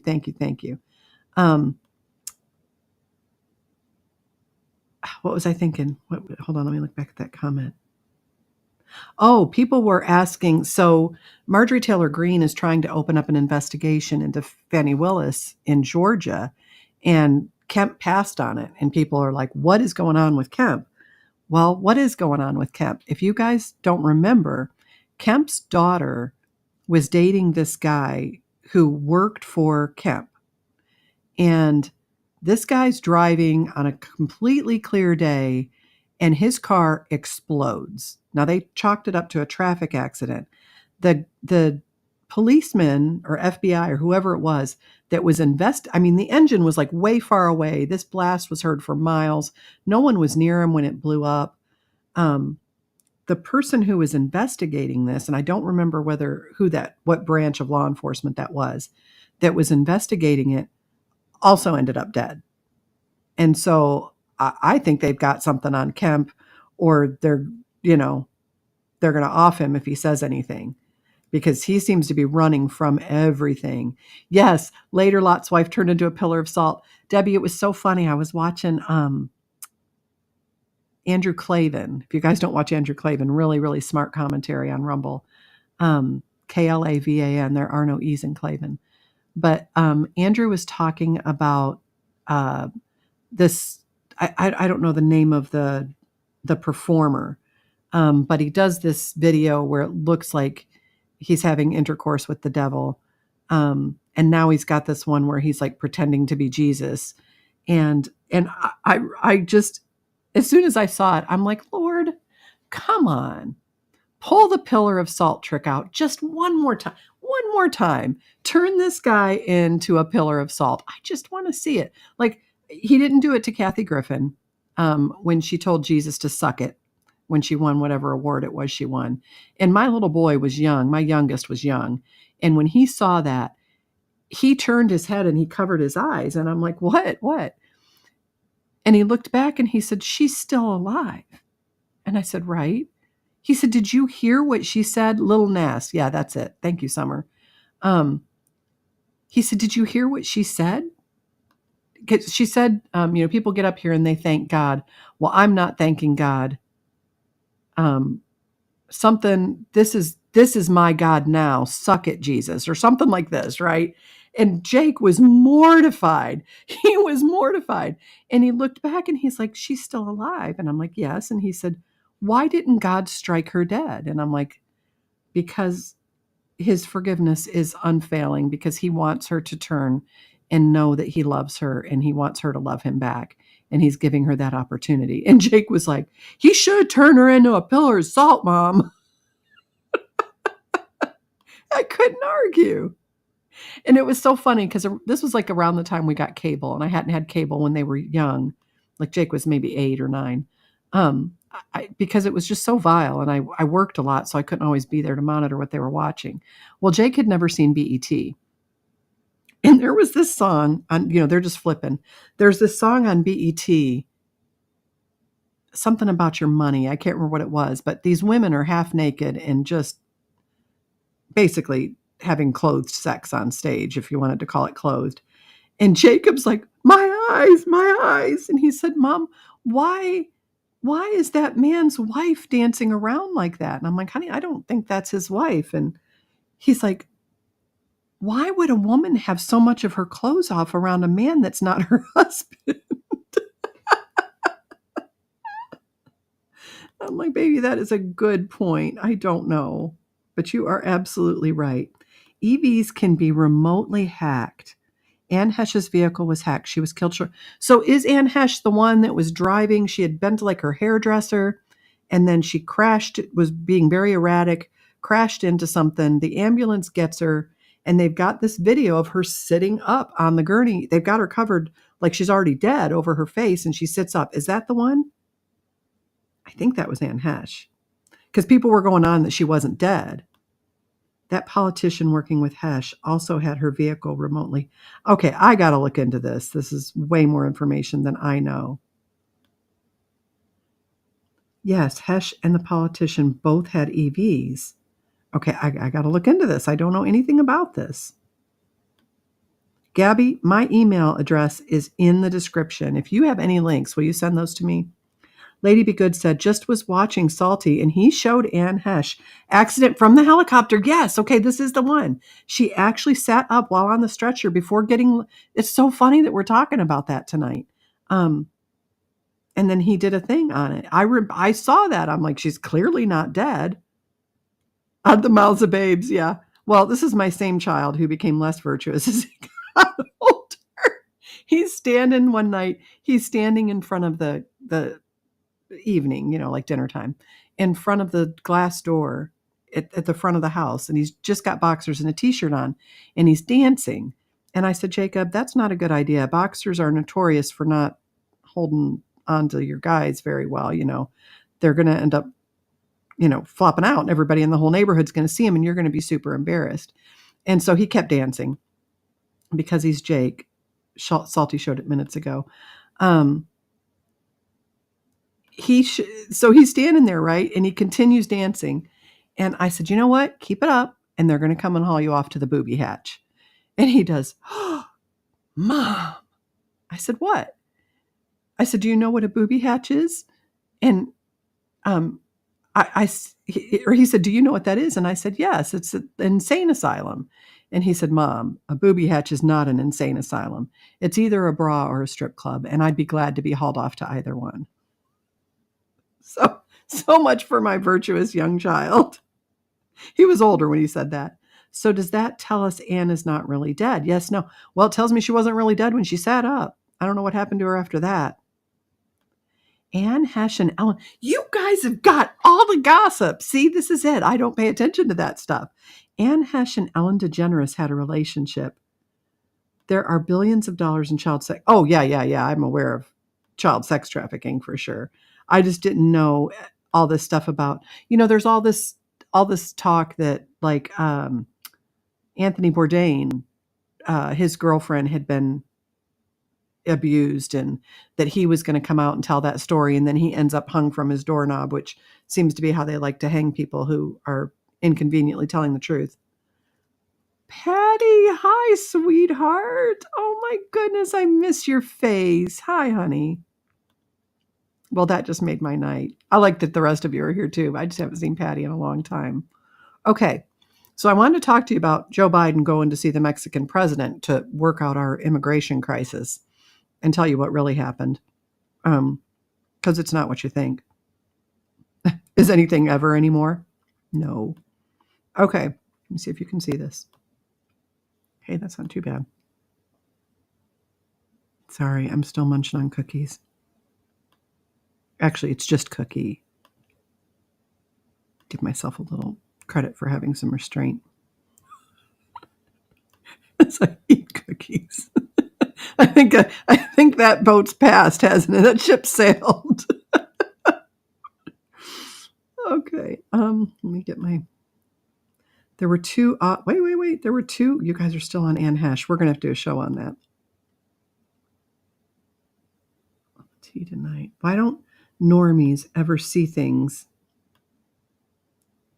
that Anne Hesh video so they wake up? Well, I think probably because most normies don't watch alternative television. They're not watching alternative media. Hi, Mount Claim. Hi, buddy. How are you? I miss you. I hope you're okay. There were two. I can't get that comment to show. There were two autopsies. It won't let me go down just one. Wait, go up. There were two autopsies of Hesh. It keeps sliding. I believe she is dead. Yeah, I think she ultimately got dead. I don't know what that process was like, but something was hinky there for sure. Mexican president demands Joe Biden grant at least 10 million Hispanics legal status in the U.S. and 20 billion to Latin America in exchange for. So we're not going to help you at your border, that our people and that people from other countries who should be stopping in Mexico, we're not going to help you unless you give 10 million Hispanics legal status and give $20 billion to Latin America. I would have told him to F right off. Are you kidding me? You think you've got the upper hand in negotiation here? You got to be kidding me. And I'm sure this was agreeable. Joe Biden is asking Mexican President López Obrador for assistance in curbing the invasion of illegal aliens into the U.S. southern border. Is that really what he was asking him for? I doubt it. Over 10 million illegals have walked across the border into the U.S. since Joe Biden took over. And we have 100,000 missing migrant children missing in this country. Last month, December saw a new record with over 300,000 illegals making it into the U.S. from Mexico. This is a catastrophic invasion fully caused. You guys, Gateway Pundit has got to get their editing in order. Fully caused and supported by the Democrat Party and the weak Republicans who refuse to protect their country. Yes, we cannot blame this all on Democrats. This is Republicans too. This came after President Trump record reduction. After President Trump, you guys, look how badly this is written. Who wrote this? Jim Hoft. Come on, buddy. This comes after President Trump's record reduction in illegal migration into the U.S. during his 4 years in office. According to NBC News, Joe Biden is worried about the border because it hurting his poll. This is written so badly. Is hurting his poll numbers, not because the invasion represents the destruction of the. Yeah, he's only upset because it's hurting his poll numbers. Like, can you guys stop it, slow it down, keep it more quiet? The Biden administration is asking Mexico to help curb the huge flow of migrants into the U.S. as Biden runs out of options to fix a problem that is hurt. How has he run out of options? Close the border. Stop fighting Governor Abbott and do your job. Close the border. Governor Abbott's only doing what he's doing because you won't close the border. What would MX want in return? Oh, Mexico. Mexico called on the U.S. to approve a plan that would deploy $20 billion to Latin American and Caribbean countries, remove all sanctions against Venezuela, and grant at least 10 million Hispanics living in the U.S. the right to remain and work legally. That is absolutely insane. It's insane. We're going to pay them to take their people? No, we're going to charge you to take your people. You owe us money. We're footing the bill for your people. You owe us money. Accident from the helicopter. Yeah, I saw that. Okay. Make sure I'm caught up on your comments. These workers for the ambulance. So,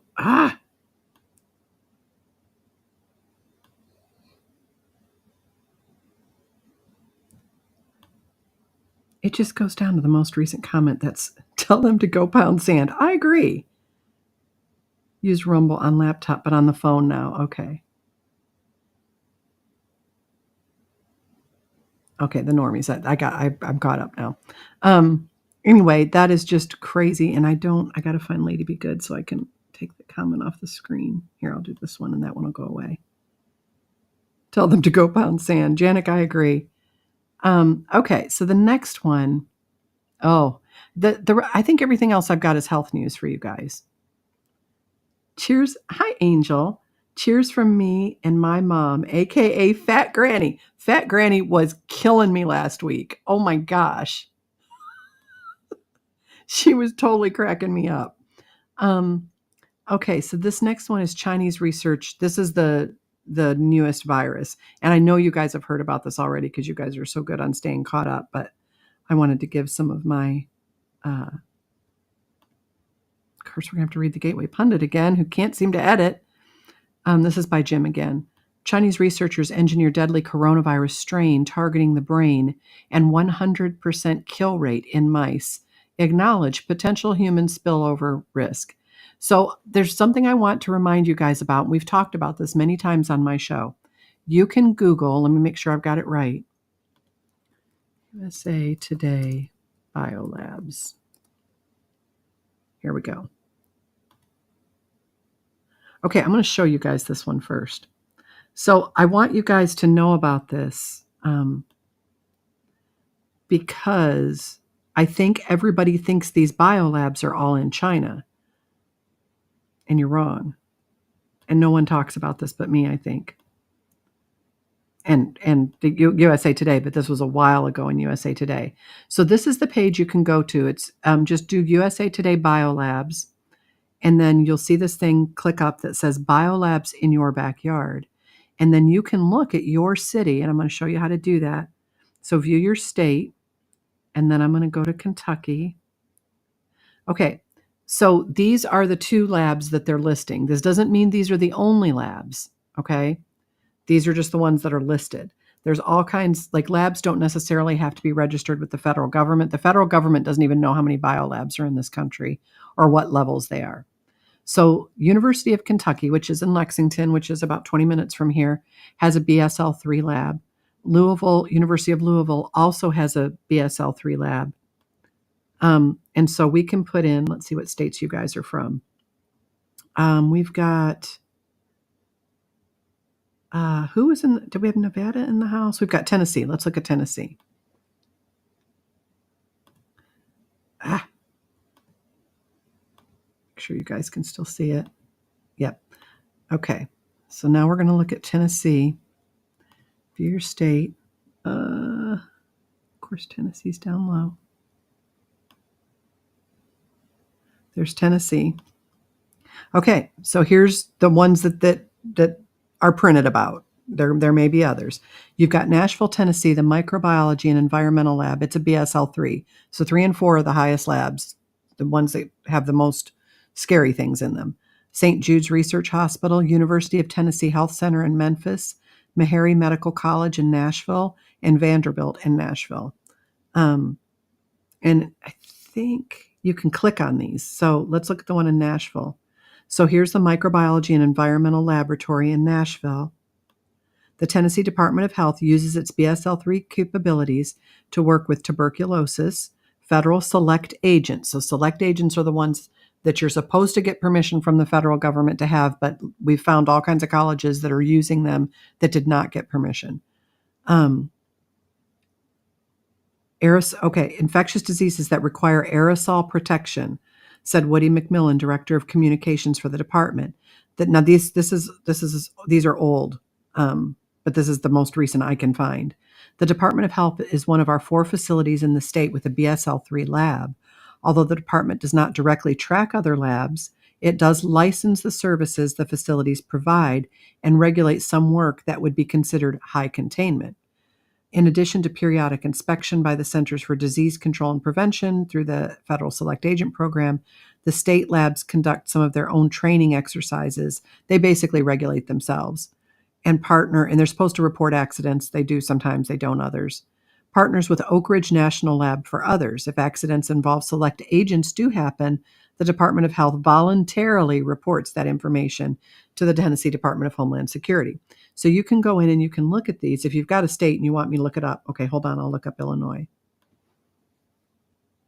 Go back. All right, let's look at Illinois. I used to live in Illinois. Okay, you've got one in Springfield, one in Argonne. So Springfield is the Illinois Department of Public Health Laboratories. These are all BSL-3s. Argonne, Illinois, University of Chicago Ricketts Laboratory, Chicago, Illinois, the IIT Research Institute, Chicago, Illinois, Rush University, Argonne National Laboratory in Chicago, the Illinois Department of Public Health, and in Carbondale, I know where that is. And these are all BSL-3s, so we can look. That one, are they going to tell us what they do there? Let's see. Sometimes they'll tell you what they test and sometimes they don't. Possible select agents. So select agents would be Ebola, meningitis, tuberculosis, tularemia,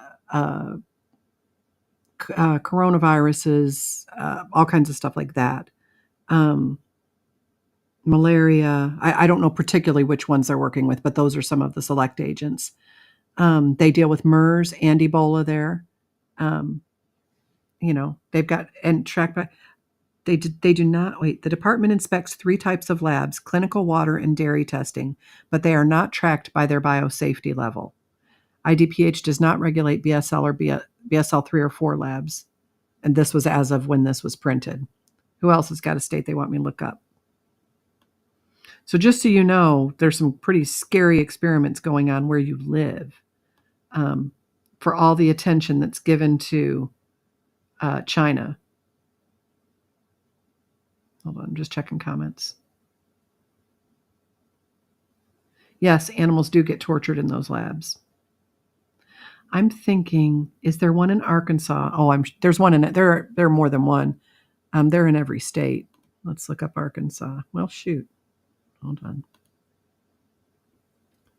Go back. Arkansas. Oh, no, that's Alaska. Back. Arkansas. There it is. You got the Arkansas Public Health Laboratory in Little Rock, and then the University of Arkansas for Medical Sciences. That's also in Little Rock. They have a BSL-3 lab on its main campus in Little Rock. One researcher, Daniel Voth, is focused on Coxsackia burnetii. I don't know that one. His work focuses on host cell apoptotic response to C. burnetii infection, along with therapeutic and vaccine targets. C. burnetii is the causative agent for Q fever and is a select agent. So it is one of the ones that you have to have a BSL-3 or 4.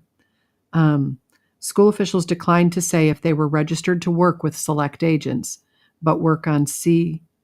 burnetii would require that designation. So they don't even want to tell you if they can work with select agents. You just have to surmise it.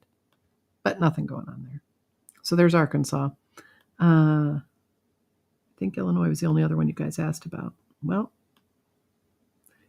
can I look up Oregon? I bet you. Oh, yeah, Minnesota's got them. Okay, hold on. Hold on. I hate this chat thing. I had a friend who's an AIDS researcher who had to quit because he couldn't. I'm thinking that all the fentanyl that the administration claims is coming from elsewhere is actually, I would bet money that we're making it here or that we're facilitating it coming in. Is there one in Arkansas? We looked up that one. I bet the University of Minnesota. Okay, let's look up Minnesota. Okay, so you've got St. Paul has the Minnesota Public Health Laboratory. These are all BSL-3s. Then in Minneapolis, you've got the University of Minnesota, BSL-3. Rochester, you've got Mayo Clinic. At the BSL-3 at University of Minnesota in Minneapolis, the labs work with a variety of pathogens, and research focuses on developing therapies for human diseases, surveillance of disease in wildlife and migratory birds, developing disease-resistant plants. One BSL-3 facility is registered to work with select agents, but no work is currently being done. This was as of the printing of this, which was years ago. There was another one. Minnesota, Oregon. Yep, I will look up Oregon. Back. And slide down that list. Oregon. Oregon State University in Corvallis, and then Portland and Hillsboro in Oregon has Oregon Health. So let's look at this one. Oh, they've got safety and accident records too. That's other stuff you can download on this site.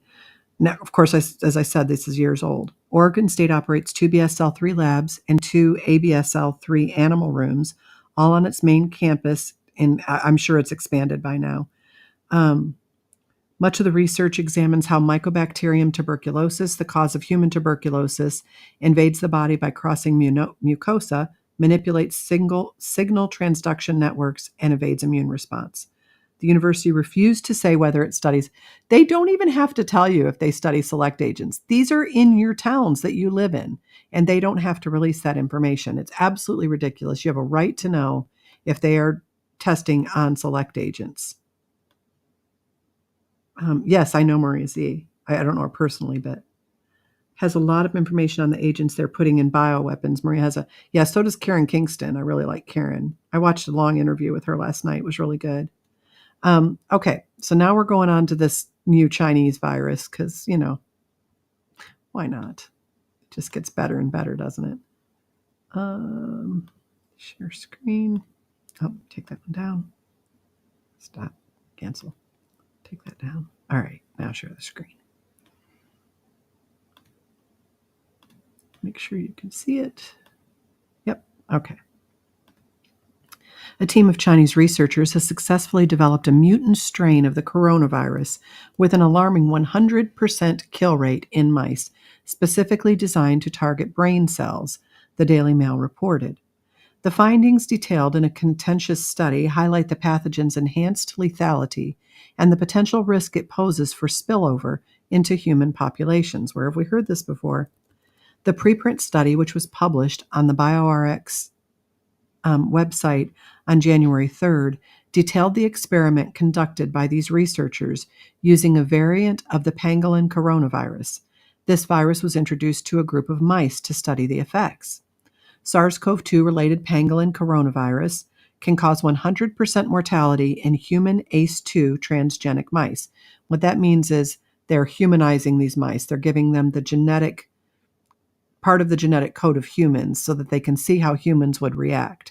So they're giving them these ACE2 receptors, which humans have that mice generally don't.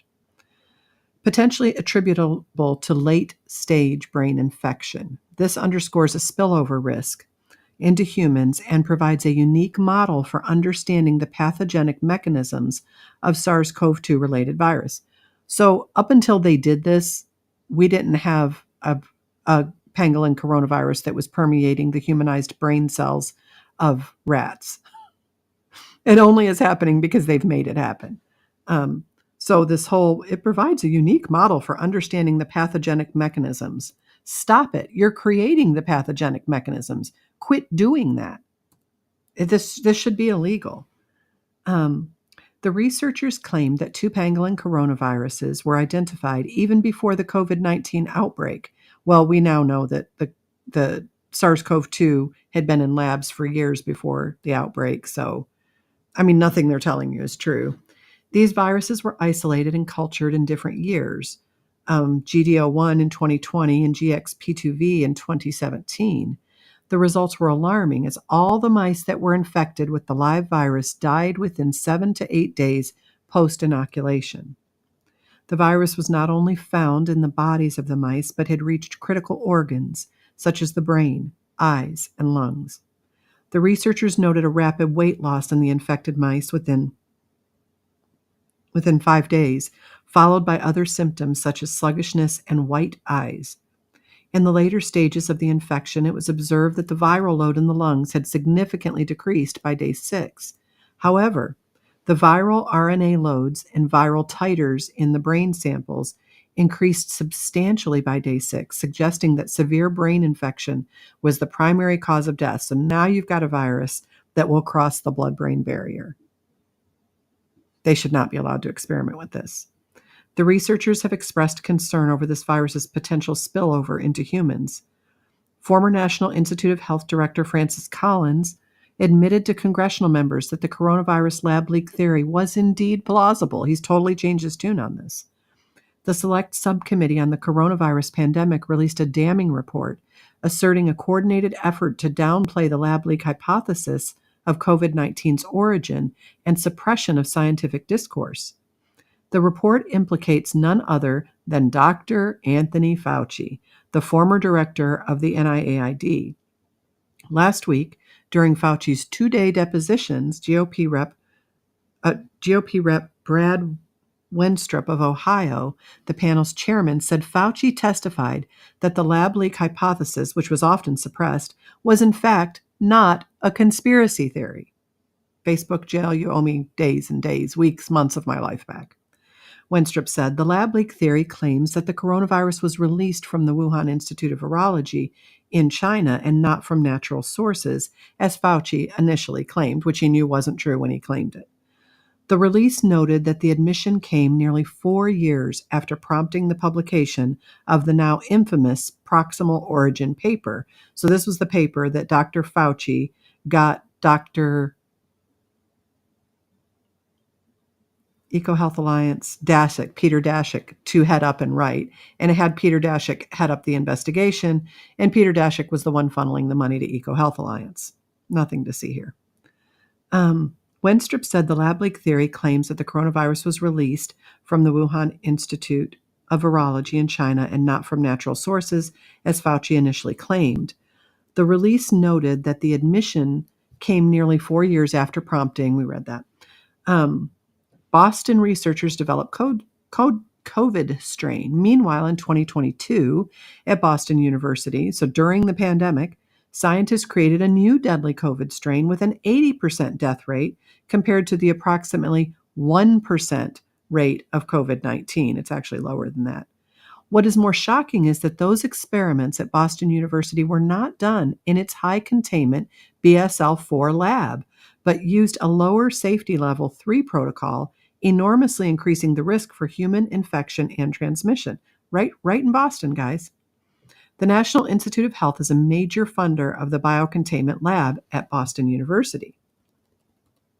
On March 3rd, an illegal biolab was discovered in a believed to be vacant building in Reedley, California, in Fresno County. City code enforcement stumbled upon the building in December of 22 when they discovered a garden hose running up into the building through a hole in the wall. From May 2nd through May 4th, the CDC's Division of Select Agents and Toxins inspected 850 I Street. Court documents confirm the CDC found potentially infectious agents at the location. These included both bacterial and viral agents, including chlamydia, E. coli, streptococcus pneumonia, hepatitis B and C, herpes 1 and 5, and rubella. The CDC also found samples of malaria. Scientists in London lab created a mutant superstrain of COVID, and it's reportedly lethal. British scientists have reportedly deliberately created deadly hybrid COVID strains in a university lab in London. 20 scientists at the Imperial College in London infected hamsters with mutant viruses, including strains of the original coronavirus and parts of Omicron or Delta, according to Daily Mail. Dr. Richard Ebright, a molecular biology expert at Rutgers, warns the experiment could ignite another pandemic. After everything we have been through, they're allowing this. At least 4 labs on 2 continents now have construed non-natural, lab-generated viruses that retain the high immune escape of Omicron and acquire higher severity than Omicron, and that, as such, are reasonably expected to increase transmission or pathogenicity in humans. That is called gain of function. These people should be jailed. This is insane. All right, let me get back up here.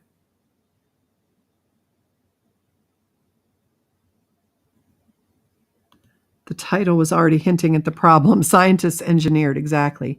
Why do they keep on handling unknowns with viruses? It's unlikely that we will know what strain. Right. Well, and they've got it so Mod Podged up. Who knows what we actually get? I may be wrong, but I cannot recall one instance of knowing beforehand which epidemic would come next, right? I understand trying to understand and find cures for known viruses. That's it, for known viruses. We've got enough trouble handling the viruses we've got, but now we're engineering new ones. The SARS-CoV-2 viruses were not isolated. They actually were. I know people keep saying that. We don't actually have to isolate them because we have the whole trajectory of their creation. So there's that. How many puppies did Fauci kill for this one? Who knows? I feel bad about the puppies. I'm more worried about the people. How many people will die as a result? How many people have died as a result? The only thing that was released was a lie so that globalist countries could impose emergency powers. I don't know. I was attacked with that bioweapon in March of 2020, and I almost died. Most of the people who followed me that long remember that. It was very scary. What do you think the chances that the media tried to link the New York tunnels connect with good old Trump properties? I don't see that coming, but boy, that's a cool angle to think of. If they're going to I think if they were going to throw Trump under the bus, they would have by now on that one, because generally they throw first and ask questions later. The jabs are causing COVID. Yes, they're causing long COVID as well. They're causing immune issues. They're causing cancers. They're causing circulatory problems, deaths. Neurological problems, miscarriages. It's just crazy. Janet says, I'm not an evil person, but I pray one day he pays for what he has done and is still doing. Yeah, that doesn't make you an evil person. That makes you a righteous person. People should be punished for the wrong things that they do. Look at how our elderly were purged because of nursing home rules made by state governors. It's horrible. Okay. I do have some good health news for you. No, the COVID-2 virus was not isolated. Okay. We're not going to get into a big argument about it. Okay. This one I wanted to bring attention to because it's actually helpful information. Okay. What I'm saying is you don't have to isolate something that you have all of the details of its creation for.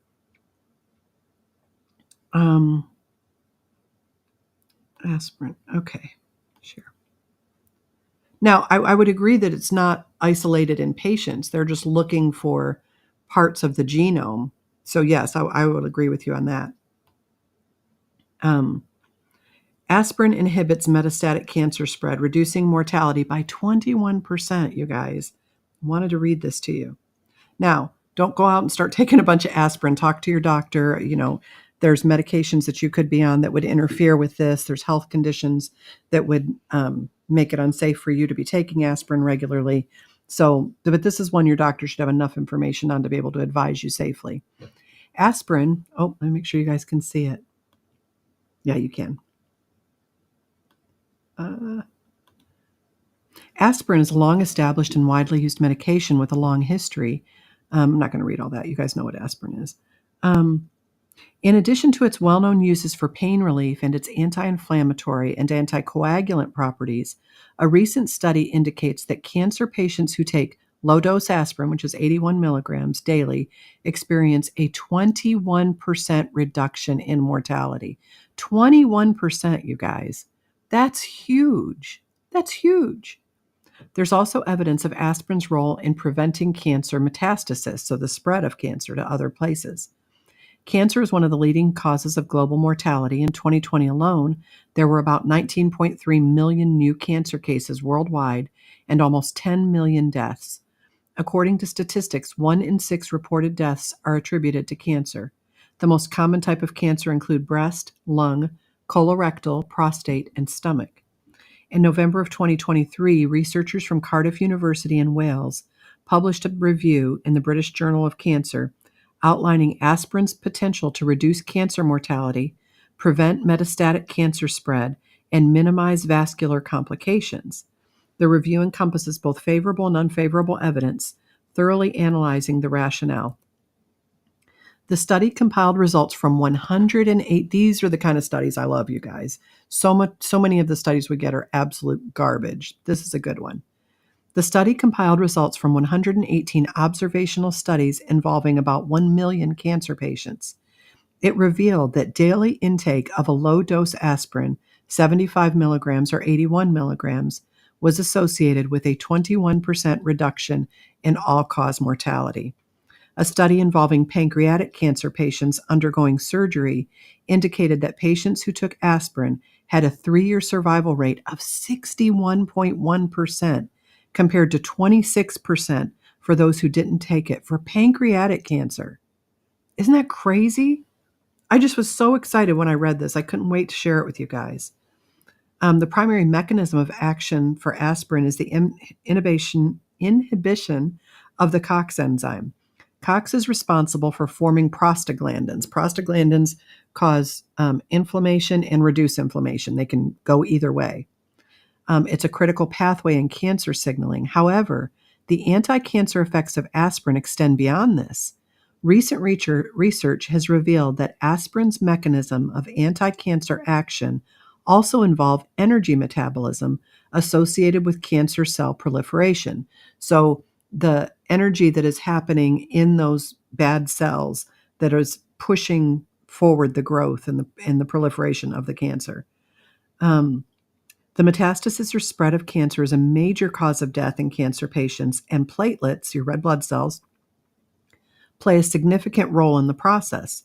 Aspirin can inhibit platelet aggregation sticking together, thereby reducing the spread of cancer cells.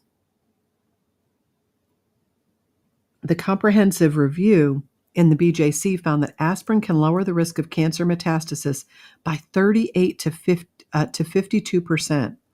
Aspirin plays a role in promoting DNA repair, which is really important if you've had these jabs. Errors may occur during the replication of DNA. So this is where we're seeing these cancers with the jabs. The spike protein has inhibited the body's ability in some people to repair their DNA. And what the body does is it looks for cells that aren't being put together right, and it either fixes them or it kills them. That's what the immune system does. So most of those cancer cells get spotted and killed, but people who've had the jab, their bodies are having a hard time performing that function. So I think this is really important news. Errors may occur during the replication of DNA, and the human body possesses a mechanism for DNA mismatch repairing. Once this function is compromised, it can lead to the development of cancer because you can't repair it.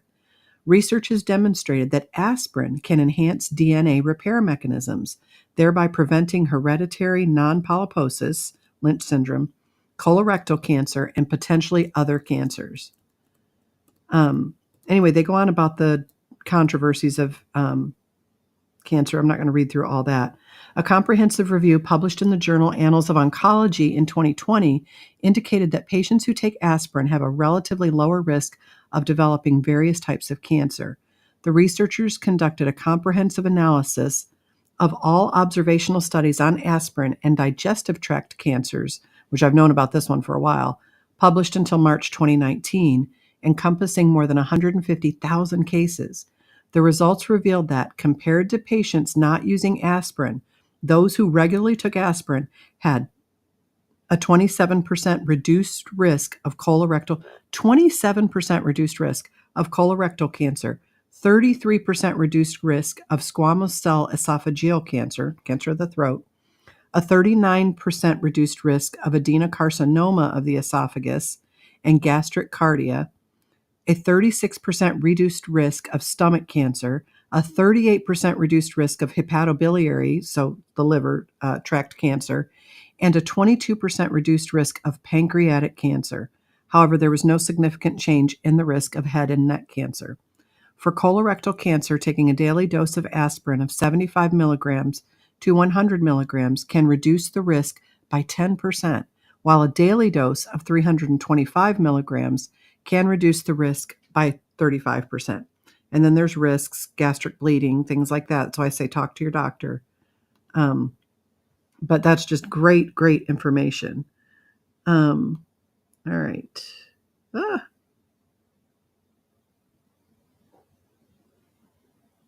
What do you think? Hold on. This thing. Easier just to use my phone. Hold on. So frustrating. Okay. You guys are commenting so much. I love that. Okay. She has a few months to get it. She's really upset about it, but wants to continue schooling, so she's torn. Oh, my daughter's in nursing school is being told, this is from Janik, that she has to get the jab to continue school. She doesn't want it, but she has to do it. I would look at a religious exemption. Also, if she were to have ever had an allergic reaction to polyethylene glycol, which is Miralax, she could not take it, just so you know. So if she were to take some polyethylene glycol for some constipation over the weekend and have to call her doctor and tell him she developed an itchy rash, then they would have to document that as an allergy, and then she wouldn't be able to take the jabs because there's polyethylene glycol in them. I mean, if that were to happen, I'm just saying. Lady Be Good says, I have Fenben on hand for cancer. Also, turkey tail mushroom. Yeah, mushrooms are great. So is turmeric. Marie says, at Jana, there was a nursing student at MTSU that refused and police removed her from the class. She sued. How'd that turn out? Janet says she just wants to help people but can't say no to it. You didn't know the outcome. The CoV-2 virus was made up on the computer. It's virtual, not real. Journals verified the fraudulent virus. Janet, she has a few months to get it. She's really upset about it but wants to continue schooling, so she's torn. Debbie says, Janet, my second granddaughter was in nursing school during the COVID years. She was forced to get a jab. If not, she couldn't continue. She was against the vax, but did it. That's just awful. Should not have to risk your health. Debbie, that's what she's torn about. She feels she has no choice. It is unethical. Okay, then I would try the allergy route. Allergy to polyethylene glycol is very common. So just so you know. People have not been tested. Right, Gabby, I'm not arguing with that. I agree that they've not isolated it in humans. Carrie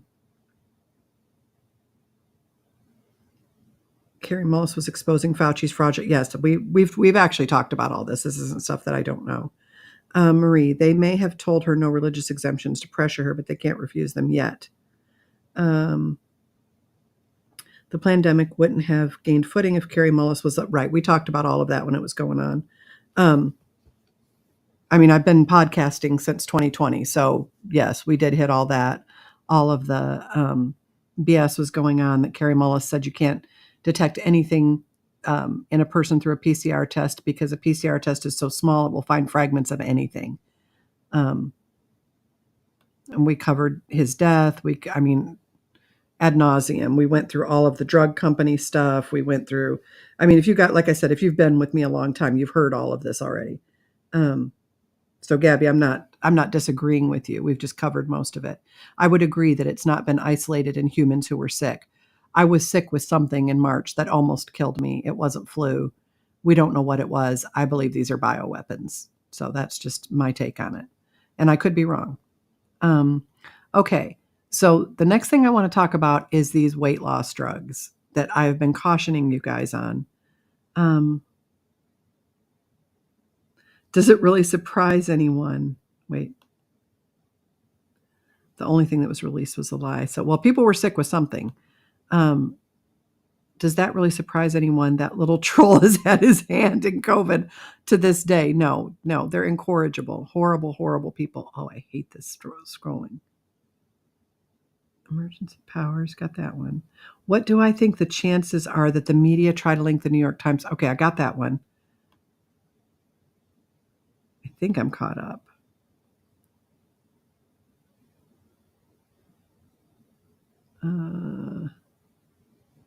Miralax, yes. Miralax is polyethylene glycol. So hopefully that'll give you a route. Bioweapons with vaccines that also made with hidden agendas. Yes, I agree. Okay.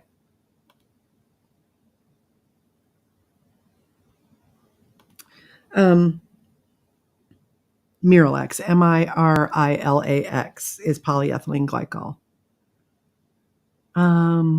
Okay, so let me get this Eli Lilly thing up here. Share screen. All the ways that drug companies are trying to help you guys. Eli Lilly to sell weight loss drugs directly to patients. So you don't even need any consultation. Weight Watchers is going to start selling them. I mean, you can already get online and find a doctor that'll give you these drugs. Mounjaro, Ozempic, and what's the other one? Wegovy. Eli Lilly has launched a first-of-its-kind website, Lilly Direct. This should be illegal. It is illegal to market, or it used to be illegal to market directly to patients, and now it's gone to this. This is absolutely crazy. They've launched a first-of-its-kind website that allows patients to access popular weight loss drugs like Mounjaro and Zepbound more easily. These are the new weight loss drugs everybody's all on about. Through partnerships with telehealth providers, the platform enables medical evaluations and prescriptions. Once prescribed, the medications are then directly delivered to the patient's home through affiliated pharmacy services. Generally, you have to pay for them yourself. This new direct-to-patient prescription and delivery model aims to simplify and streamline obtaining these high-demand treatments, removing barriers of transportation, access, and convenience. Removing barriers like, I don't know, your doctor saying, I don't think this is a good idea considering the data that's coming out. We'll just get doctors that will automatically give it to you. This is just a terrible, terrible idea. And that said, there are some good uses for telehealth. So I just started taking low-dose naltrexone, because it's good for arthritis, it's good to reduce aging, it's good for autoimmune things. I have a mast cell activation disorder. It's very good for stabilizing that. So I just started it. I'm not feeling any different. I mean, just started it. Like I've not been on it a week yet. And you have to work up your dosage over 30 days. But I'll keep you guys posted on that. But I bought that through Telemed. That said, as a nurse, I'm more educated than the average person, and I know to look up side effects. I know what to watch for. I think non-medical people are really at risk here. The service is open to patients who have a body mass index of at least 30, which falls within the obesity range, or a BMI of at least 27 if they also have at least one other weight-related condition. Patients with BMIs between 25 and 29.9 are considered overweight. The platform offers a directory of telehealth providers specifically serving these patient populations. These providers were selected based on factors like the robustness of their medical practices and prioritization of patient safety, according to website. The telehealth providers will work with patients to determine the optimal course of treatment on a case-by-case basis. I didn't even have to speak to a doctor to get the low-dose naltrexone. They reviewed it and I got it. I never spoke to a healthcare provider. I'm sure there are places where you have to speak to them. The new service comes at a time when Eli Lilly ranks as the most valuable pharmaceutical company in the world, thanks to the success of Zepbound and Mounjaro. Their capitalization is nearing $500 billion, but they're mostly worried about you. The launch of Lilly Direct coincides with soaring obesity rates in the U.S., where over 42% of adults are considered obese and severely obese. I don't know, maybe it's because we're glorifying fat people and we're telling you fat is healthy. but now we're going to make sure you can get the drug for it right into your home. This is the most back-assward world. I just am amazed by it. Lilly Zetbaum and Mounjaro cost $1,069 and $1,059 respectively without insurance. Patients with insurance can expect to pay about half that, $500. Competitors' drug Ozempic costs approximately $900 a month. And once you go on it, if you go off it, you gain all the weight back, which means you got to be on it for life. Okay? So that said, let me come over here and check on you guys. Oh, thank you, Gabby. We may differ on some things, but you're a good job. Thank you. I appreciate that.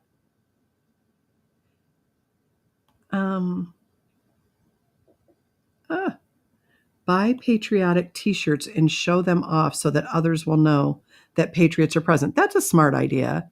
I know, that is a really smart idea, because when we went to the JP Sears comedy show, it was so cool knowing we were in a room with fellow patriots.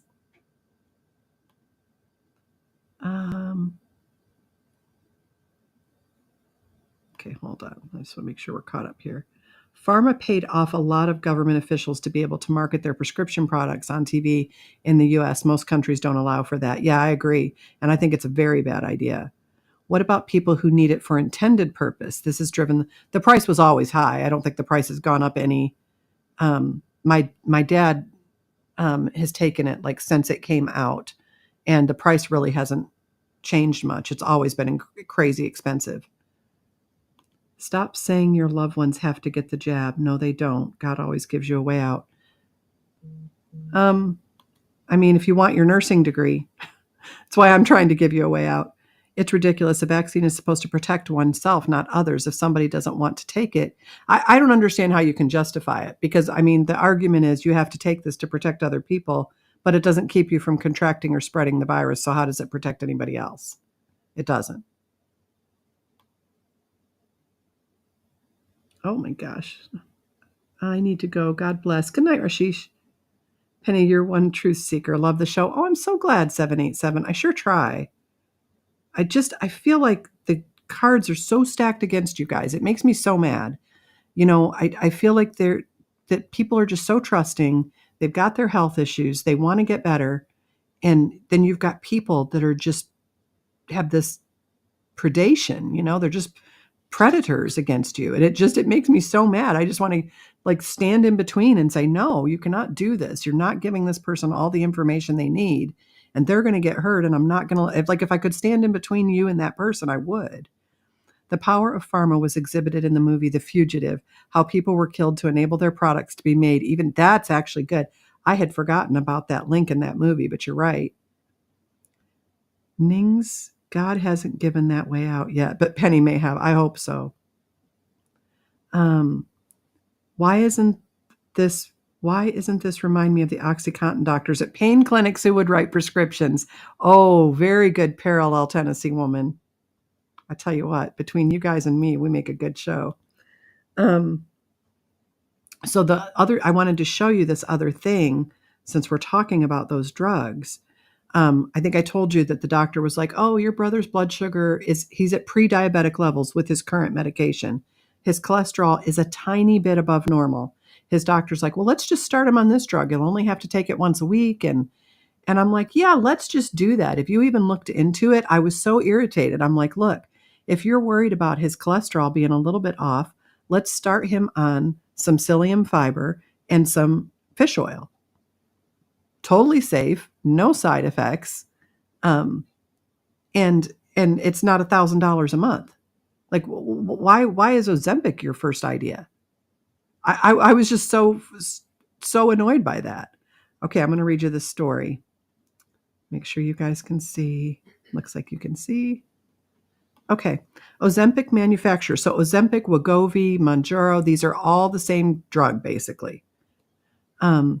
Sued after patient blames the drug for stomach paralysis and other complications. Patients who allege they suffered from stomach paralysis after using Ozempic and Wegovy have sued Novo Nordisk, the maker of the drugs. Daily Mail reported that patients say they weren't warned about the risks of suffering lifelong injuries. Lifelong. They don't go away. And attorneys predict thousands more lawsuits. Likewise, Eli Lilly, which makes rival drug Mounjaro, has been sued at least 10 times for unwarranted side effects, but let's market it directly to patients.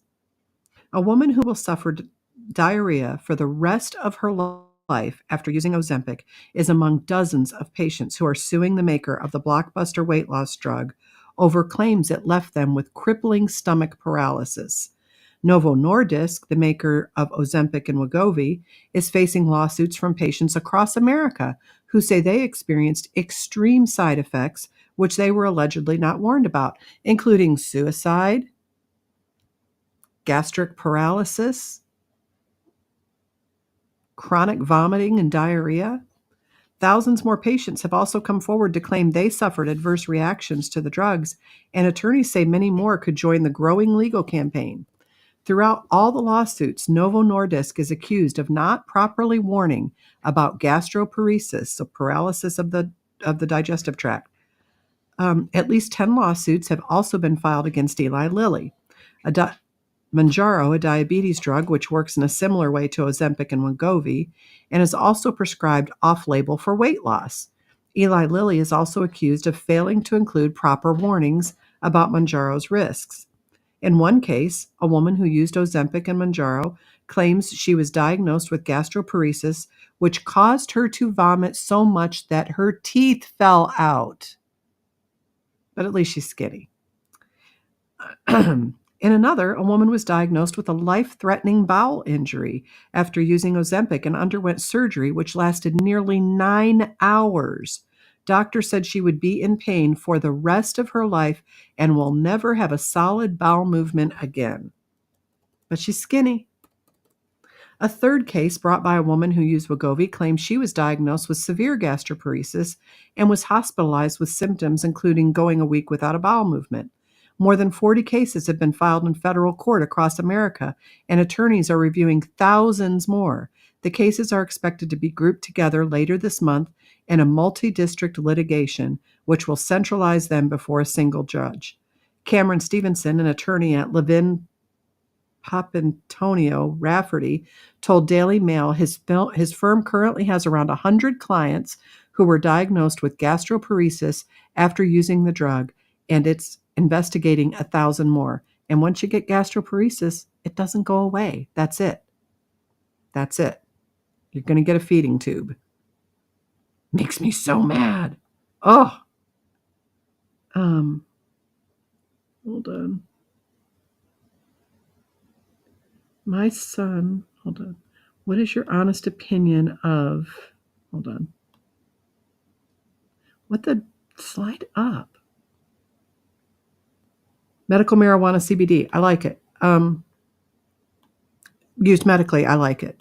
CBD especially. CBD and low-dose naltrexone are incredible for stabilizing the immune system. I think that's what we ought to start going to. I think low-dose naltrexone, CBD, and methylene blue should be the treatment for long COVID.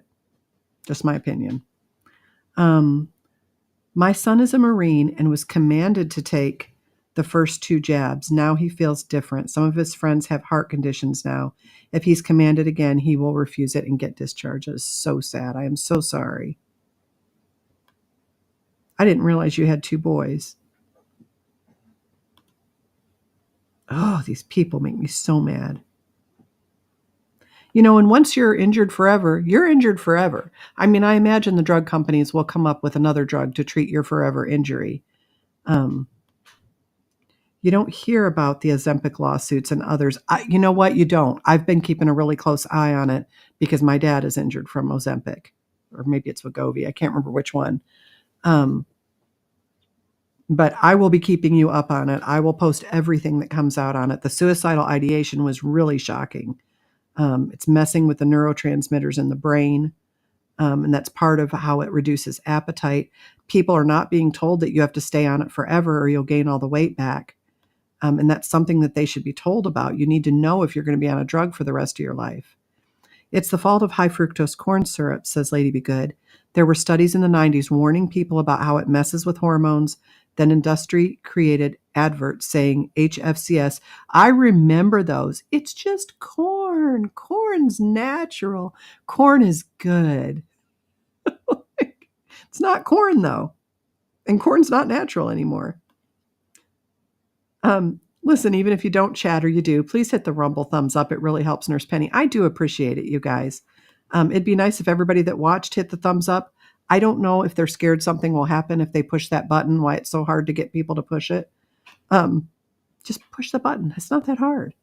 2 of my friends took Ozempic and crapped themselves in public. No, thank you. But are they thin now? Because that's the most important thing. Just hit the thumbs up button. Thank you, Gabby. I love that name.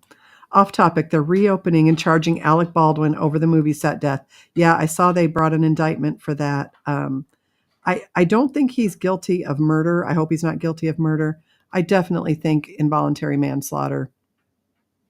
I mean, you were holding a gun, whether you meant to or not, somebody got shot and killed, and that's involuntary manslaughter, no matter who you are. I don't think it should be any different for Alec Baldwin. The fact that he's an asshole doesn't help. But I'm trying to remember that being an asshole is not a chargeable crime, and that, that I need to maintain objectivity about this. I don't think he meant to kill her. I hope he didn't mean to kill her. I know they had gone out to dinner the night before, and there was some talk that there was tension between them, but that doesn't necessarily mean anything. And I try not to read into stuff. Angel says, thumbs up as always. Thank you very much for sharing tonight, Penny. I still don't understand how a prop gun had a bullet in it. We don't know. There apparently were real bullets on the set. There shouldn't have been. The person who is, what is that? I can't think of what the person's called that's in charge of those, the armory person. I think she's already been to court. I don't know if she's been sentenced or anything yet. Alex says the guns don't just go off. I mean, they have the clip and you can see him with his finger on the trigger, which he should not have done. He was negligent. It wasn't a scene that called for the gun to be fired. He should not have had his finger on the trigger. He's been in enough movies to know how to handle a weapon and to assume a gun is always hot. That's just, even when my kids played with play guns, I was like, no, we don't aim those at people. Bad part is they didn't lose enough to be worth all that. Yeah, it is for involuntary manslaughter. Yeah, definitely. I don't think it's murder. I mean, if it is, it would be so hard to figure out anyway. I have one more for you guys, and this one's on statins. And I talk about statins quite a bit. Long-term use of statins linked to heart disease. Isn't that why they have everybody on statins, so that you won't die of heart disease? So I thought I would read this to you because I've been preaching against these things for the longest time.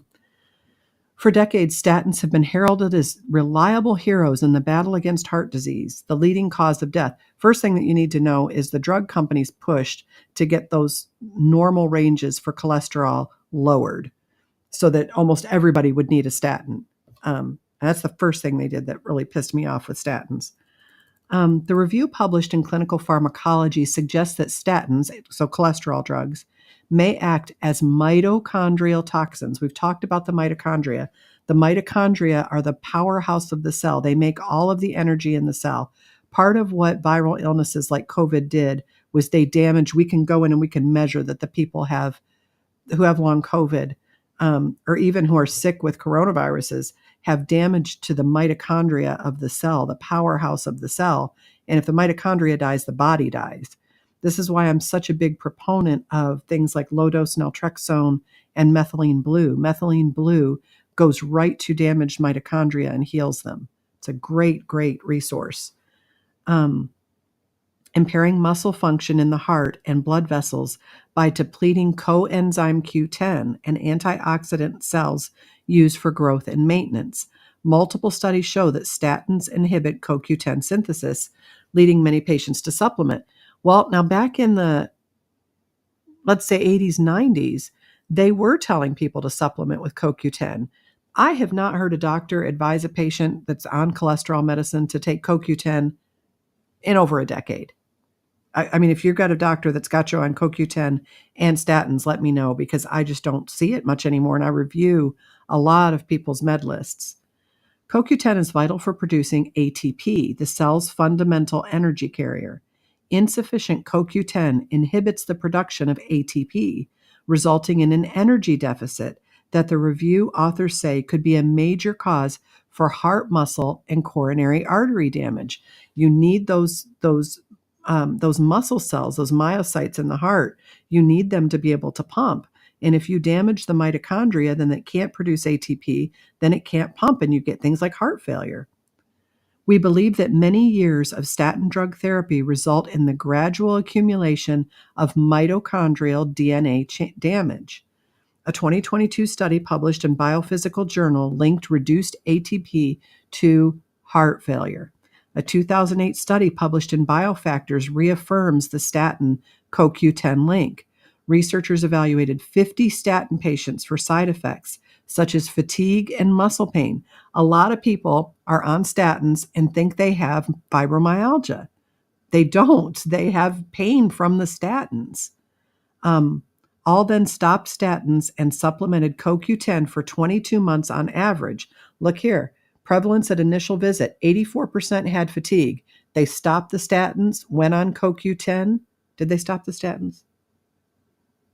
Yes, and down to 16% for fatigue, down to 6% muscle pain. Look at those changes on that chart. Memory loss. Heart function improved or held steady for a majority of patients. The researchers concluded that statin side effects, including cardiomyopathy, are far more common than previously published and are reversible with the combination of statin discontinuation and supplemental CoQ10. Statins deplete vitamin K. How much have I preached to you guys about vitamin K? Raising heart calcification risk. Remember, if we're taking vitamin D3, we are taking K2. It is not optional. Vitamin K2 directs calcium into the bones, the teeth, where it needs to go, and it keeps it from hardening the arteries. So you've got all these doctors that have got patients on vitamin D3 or vitamin D2, I don't know why, but vitamin D3 and calcium, and don't have them on vitamin K. This is why women now have the same risk of coronary artery disease, heart attack, stroke as men do, because they're putting you on these vitamin D calcium supplements and not making sure you're taking vitamin K2. Statins impair the production of vitamin K, an essential vitamin in managing calcification.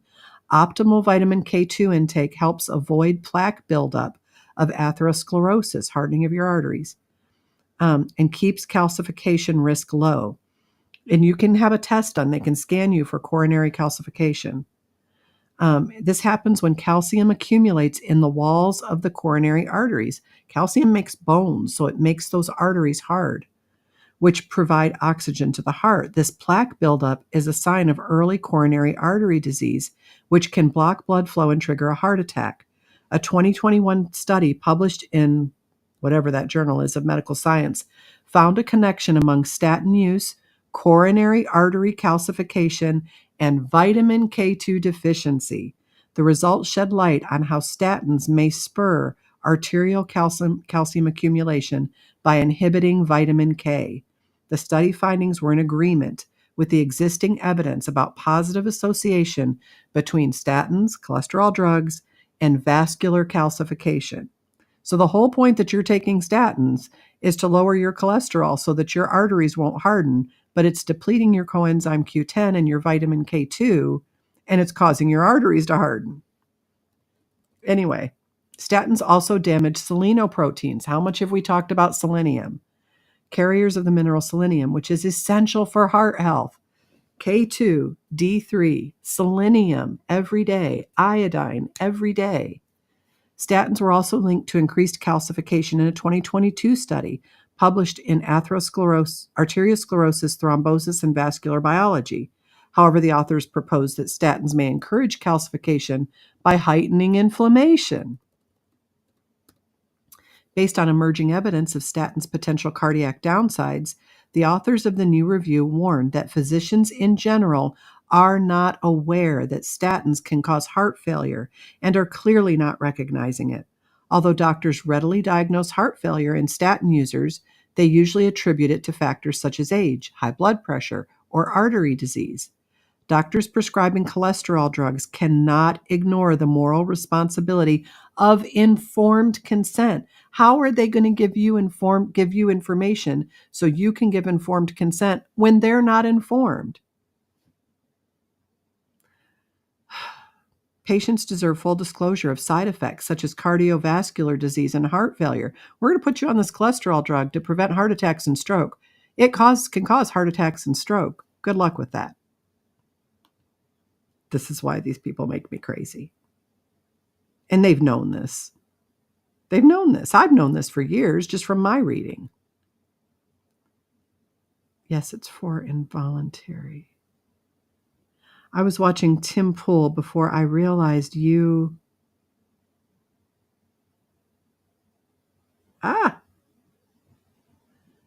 You were on. They were saying Baldwin had live rounds on his person. Oh, interesting. I didn't know that, Marie. Why? He's not a gun guy that I'm aware of. Hold on. I'm trying to get down this chat. Oh, this thing is so frustrating. I said no again. Okay, I got to look on my phone. I can't deal with that. I lost my phone. I was playing with it while I was reading. And there it is. Hold on. Let me get over here and check. Just much easier. Okay.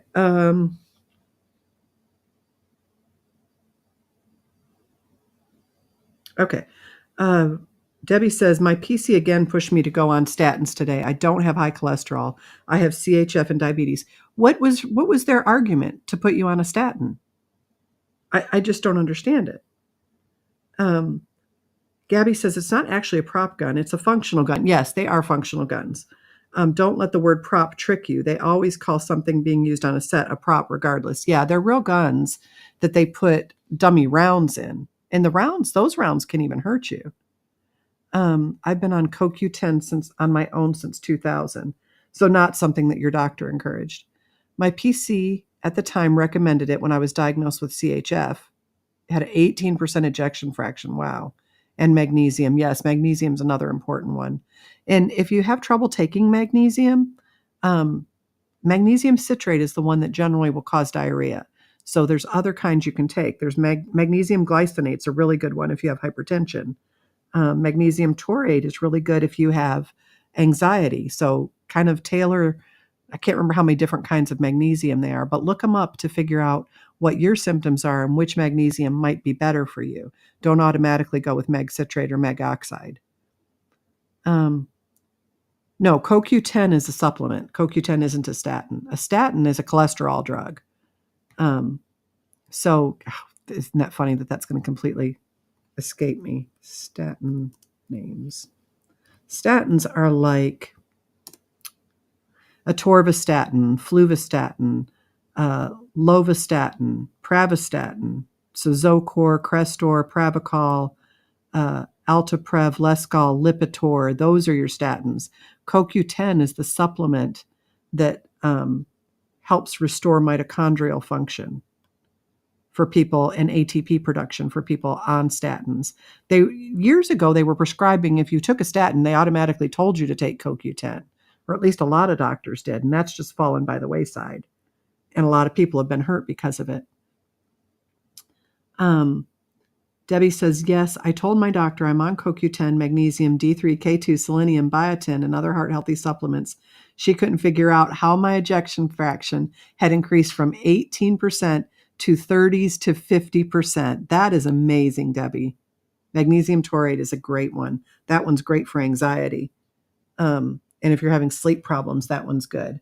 It can be one that's a little harder to get used to. I can't remember why, but I know people have told me they had to start lower on that taurate dose than with other kinds of magnesium. But that's all I have for you guys tonight. What questions do you have for me? We don't hear about Ozempic lawsuits. Let me get us back down here. I was on magnesium, had horrible headaches. The magnesium was causing your headaches? I take So when I was having really bad migraines, and I mean migraines that nothing could help, and I'm allergic to so many things that may have helped I couldn't take.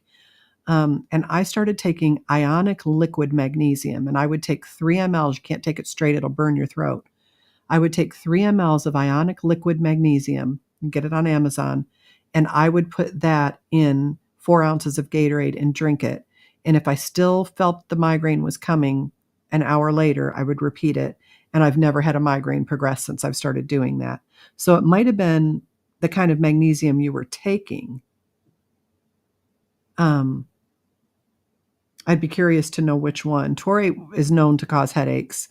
Glycinate's generally better tolerated. Mega oxide isn't poorly tolerated. It's just not that well absorbed. You have to take such big doses of it. So I would consider just trying a different magnesium, starting with a lower dosage. I always warn people about, different supplements. Like I had a gal reach out to me one time whose husband passed, and they had decided on their own to start him on potassium, and on a much bigger dose than what you can buy over the counter. And I was like, oh no, potassium has a very small reference range. You can't be outside it. If you're too low, you have to get potassium. You have to take potassium. And if you're too high, it can kill you. We have to give you stuff to get your potassium down. So potassium is one you don't want to mess with without your doctor being in on it. I recently went to an endocrinologist who said I have hyperparathyroidism, says I'll have to have surgery. Is that the only cure? That's the only thing I know of that you can do for hyperparathyroidism. Let me look this up. Yes, you can use topical magnesium oil as well. Hold on. Hyperparathyroidism deficiencies. I was reading on this the other day. Okay, so I would have my vitamin D level checked.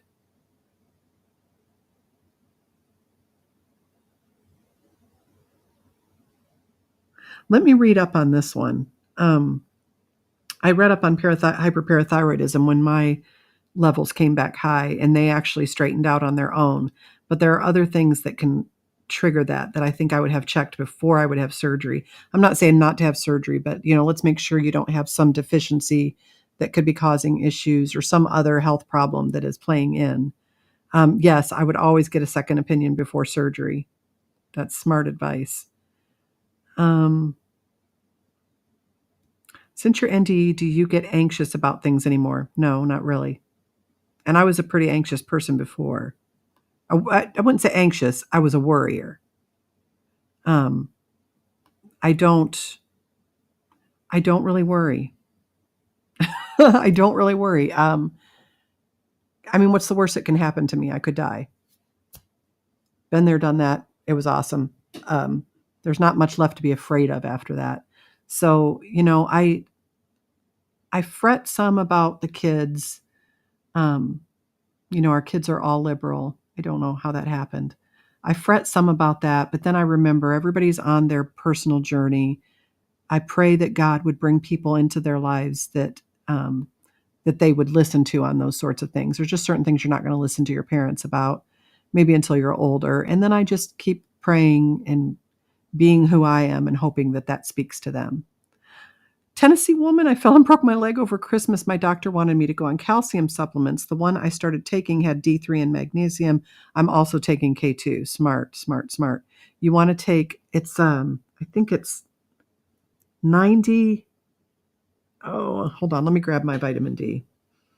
Because hold on.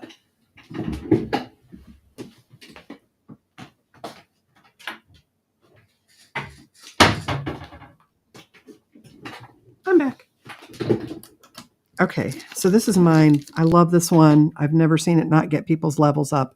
It's cheap, and it lasts for months. So for every 5,000 international units of vitamin D3 that you're taking, you want to take at least 90 micrograms of vitamin K2. Okay? Mine says vitamin K2 is MK7 menaquinone. That will direct the calcium so that you don't have, you can take more though. And I have done that. like when I was taking 10,000 of vitamin D, I took a much bigger dose of K2. But there's some really good K2 supplements out there. Make sure you're taking at least 90 micrograms, because that's about what you need to keep things from hardening up your arteries. I'm sorry you fell and broke your leg. You and my dad need to be good.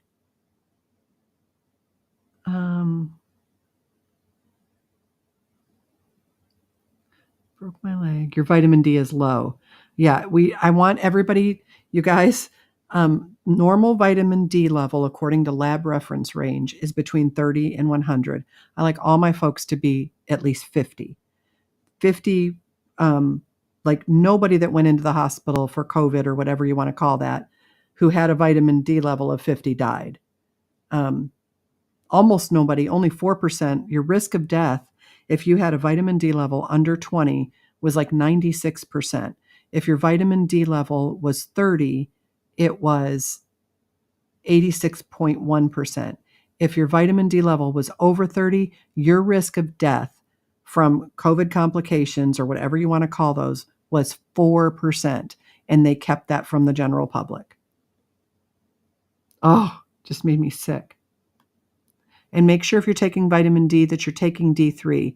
A lot of people think D2 because it's a prescription is the better way to go. It is not. D2 will get your numbers up. It will help with your bone density. It will not help with your immunity.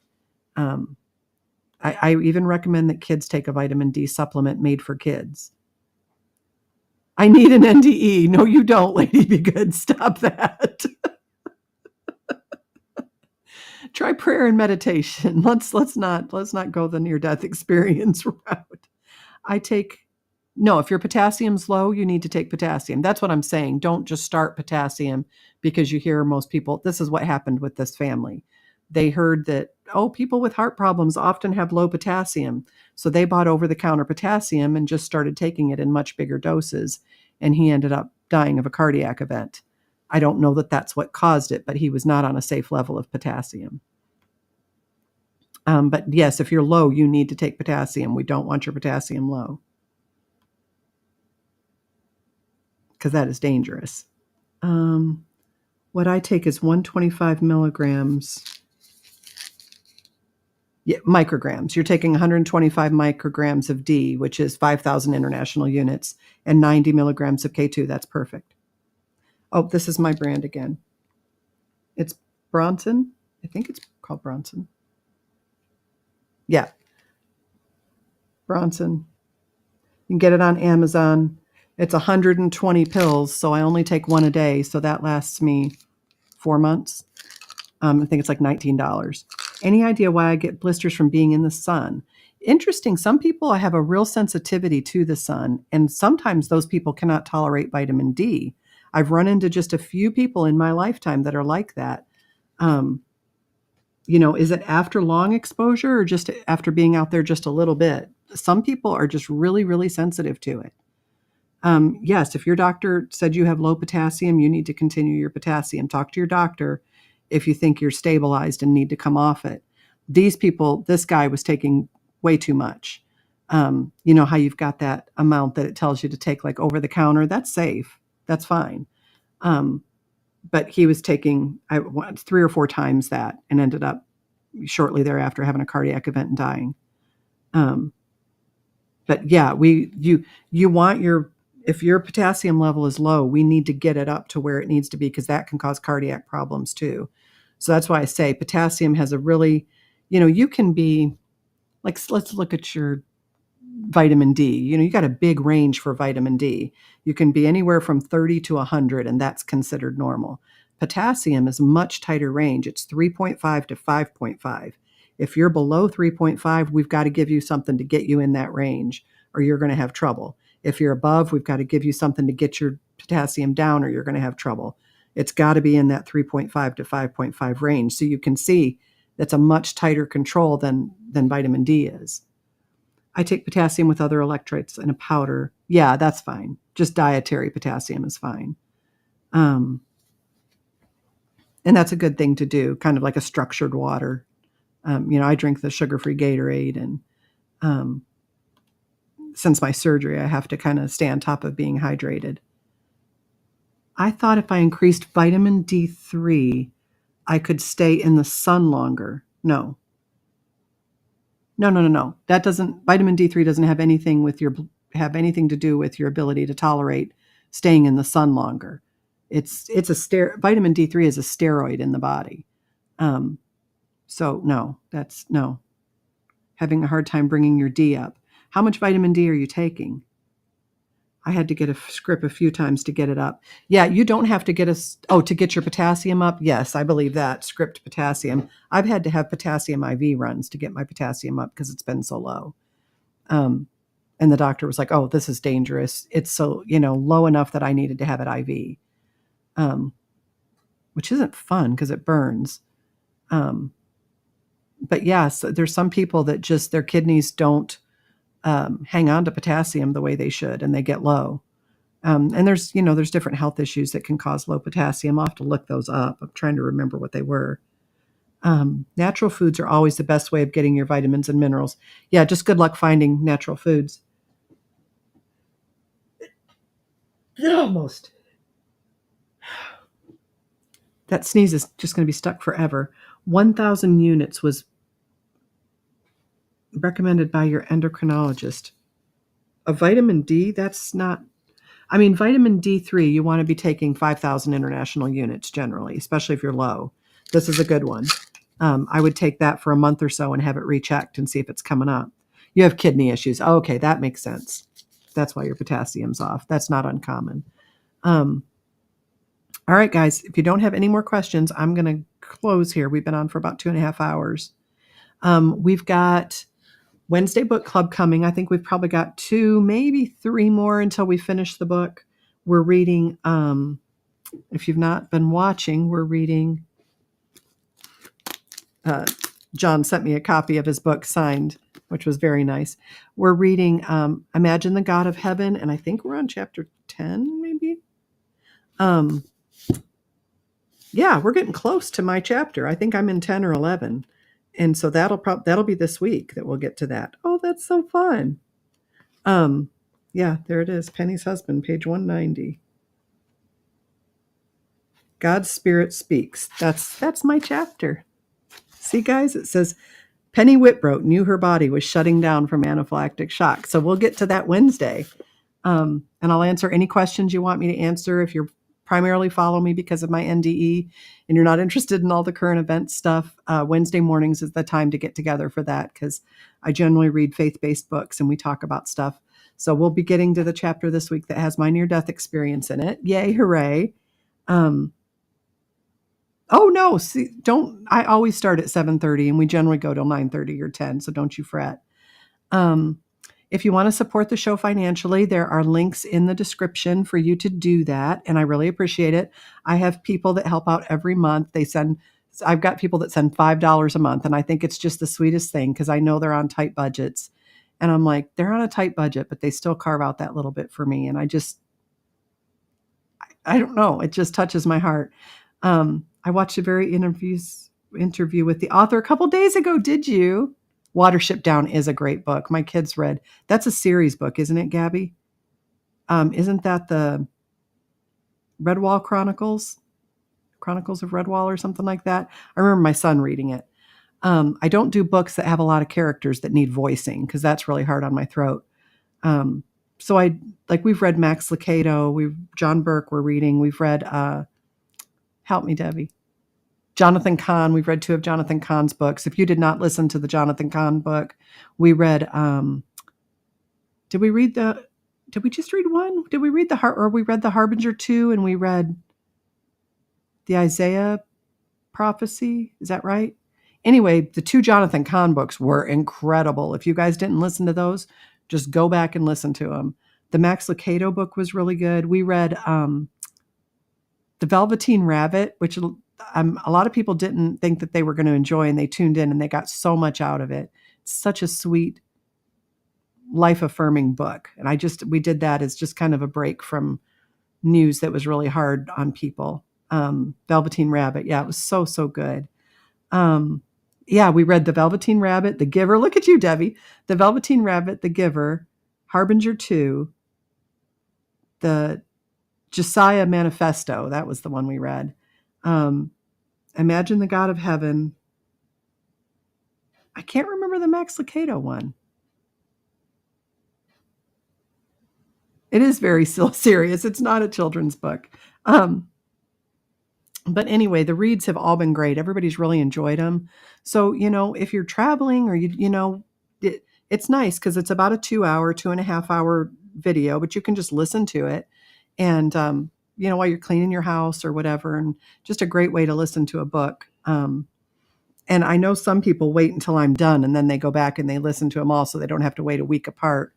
You heard The Giver is excellent. Oh, yeah, we read it. So go back and you can, it's like 3 books ago, I think we read The Giver. Return of the Gods. Thank you. Return of the Gods and the Josiah Manifesto. That's what we read. So yeah, we've read Return of the Gods, the Josiah Manifesto, The Giver, The Velveteen Rabbit, the Max Lucado book that I can't remember the name of, Imagine the God of Heaven, and we read The Giving Tree by Shel Silverstein, didn't we? I think we read that one. So yeah, we've read a lot of books. I cannot remember the Max Lucado title either. It's not He Took the Nails. It might have been Just Like Jesus. I can't remember. I'll have to go back and look it up. But there's a bunch of good reads that we've done. You can go back and look for those. If you want to know about my COVID story, you can go all the way back to my very first video where I did a public speaking event, and you can just hear it. You can't see me very well, but I took it out on Anthony Fauci, and it's a really good little speech. I was super nervous. I rewrote it as I was sitting there waiting to give the speech. God just compelled me that I had been too milquetoast and I needed to be bold. And so if you go back and you watch like my first 2 videos, it'll give you my COVID story and everything that I went through, how the state almost killed me, how my Facebook followers saved my life. It's a great story. So I would encourage you to go back to the very first 2 videos and watch those. And there's some good early rants on COVID and stuff in there where I'm just so ticked off about the jabs and everything that's going on with them. But you guys will enjoy that. I did that. It was very, very interesting. I'm glad. I've got some shows coming up. I'm going to be doing Quite Frankly. That is a show here on Rumble with Frank. I can't remember Frank's last name. Does anybody remember Frank's last name? Hold on. I'm going to be on Quite Frankly on February. I know he's been promoting it, and I felt bad because I had not been promoting it. I think it's the 8th. Yeah, February 8th at, I think, 7:30. I'll be on Quite Frankly. Then I've got Two Girls and a Ghost. Let me find that one. They're on YouTube, and they actually covered my story on their own. And so I reached out to them and was like, hey, you guys did a good job covering my story. You want to do a sit down? And so on February 13th, I don't know when they're going to air it. I don't know if this is live or not. But on February 13th at 10 a.m., I will be on Two Girls, One Ghost. That's on YouTube. I think I've got another one in February. I've got a bunch coming up. I'll keep you up. Those are the 2 that I know of right now. Quite Frankly, Two Girls. Frankie Bell. Thank you, Lady Be Good. The Giver. The Giver is excellent. The Giving Tree is such a good book. I have a hard time getting through it without getting teary-eyed. I didn't read I Love You Forever because I can't get through it without crying. But anyway, yeah, Frankie Bell on, what day did I say? The 8th? Yeah, Frankie on the 8th, or Frank. And then Two Girls, One Ghost on the 13th. Is that right? Yeah. And if that doesn't air that day, I'll let you know. I'll reach out to them soon just to get all the final details on those. But I've got a bunch. I think I've got 7 or 8 interviews coming up, and I'll keep you guys posted on those. We're still waiting on Anthony Cheen, the French filmmaker who's making the documentary that I'm one of the people in it. That should be hitting in February sometime. He's about done with the edits on that. So as soon as that movie is done, I will let you guys know so that you can give that a watch. And if you need something from me, my email address is in the description. I try to get back to people as as quick. We never did our music show. We didn't. Two friends chatting. I missed you. I'm so glad you're here. We need to do a music show. We got to do a Rumble only because we'll get in trouble if we do it anywhere else. I already can't monetize my stupid videos just because of my intro music. I'm trying to get Mr. Whitbroat to get me some music written so that I don't keep getting dinged by, I don't know why I'm dinged. It's royalty-free music, but they're monetizing my videos and I can't monetize them. Janik says, no kidding. I've had visitors from loved ones who've passed. I don't tell anyone because I think they're going to think I'm losing it. I don't think you're losing it. I think that they do check in on us. Yeah. Okay. So that's the old Anthony documentary. There's another one coming out, and that one's got me and several NDE researchers in it and other NDEers. I don't know who the other NDEers are in it. The God Who Knows Your Name. Thank you, Debbie. I know you went back and looked that up. Did I get everything? Nero? I don't know what Nero is. All right, guys, let me pray us out. Wednesday morning, we have book club at 10:30. February, what's that first Saturday? February 6th, we will have girls' night out with me and Freaky Frida, which will be super fun. Then we've got, we're on Frank's show on February 8th. We're on Two Girls, One Ghost on February 13th. Then there's a bunch more coming up. I'll keep you guys up on that. I have good stuff you won't get dinged on. Facebook never shuts me down. What about YouTube, though? Facebook doesn't generally shut me down. It's generally YouTube. And they get me on just my little hold music at the beginning, like my countdown music and then my welcome music. Those people will monetize my video because their music is in it that I got off of Canva that I pay for. I don't understand how that works. And then I won't be able to monetize my own videos. It's crazy. But yes, please hit the like button. I get a penny for every like, and I need all the pennies I can get. And I'll pray us out. Heavenly Father, thank you so much for tonight and for everybody coming to hang out. I so enjoy everyone, and it's just such a blessing to be able to speak into their lives and have them speak into mine. Father, I pray that you would watch over every single person who lays eyes on this video. I pray that you would bless them, that you would come close to them and wrap your arms around them so they can feel you. I know different viewers are going through some struggles. I won't mention those, but you know what they are. And I pray that you would be an ever-present comfort and help to them as they go through these hard times, and that you would help them be their best self and come out stronger on the other side, because you are the God of new beginnings.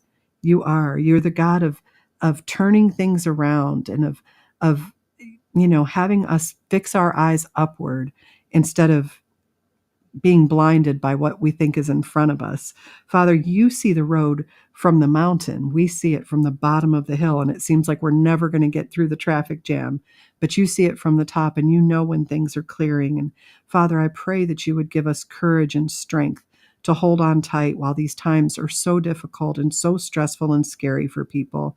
I pray that you would move in our government, that things that are hidden would be revealed, that people who need to see the hidden things would see them and wake up, and that we as a country would stop fighting each other, and we would realize that it's the government that we're fighting. It's the New World Order that we're fighting. It's not each other. They want us to focus on each other and fight with each other, but we refuse. We stand united in the name of God to take back our country. And we thank you, Father, for waking us up and giving us the insight to do that. I pray blessing over everyone who supports this show financially and in prayer, and I pray that you would bring that back to them tenfold. Father, we thank you so much for everything you do, and we thank you so much for your son, Jesus. It's in his name we pray. Amen. All right, guys, I love you whole big bunches. Hi, Real Dreams. I will see you guys on Wednesday. Nurse Penny, out.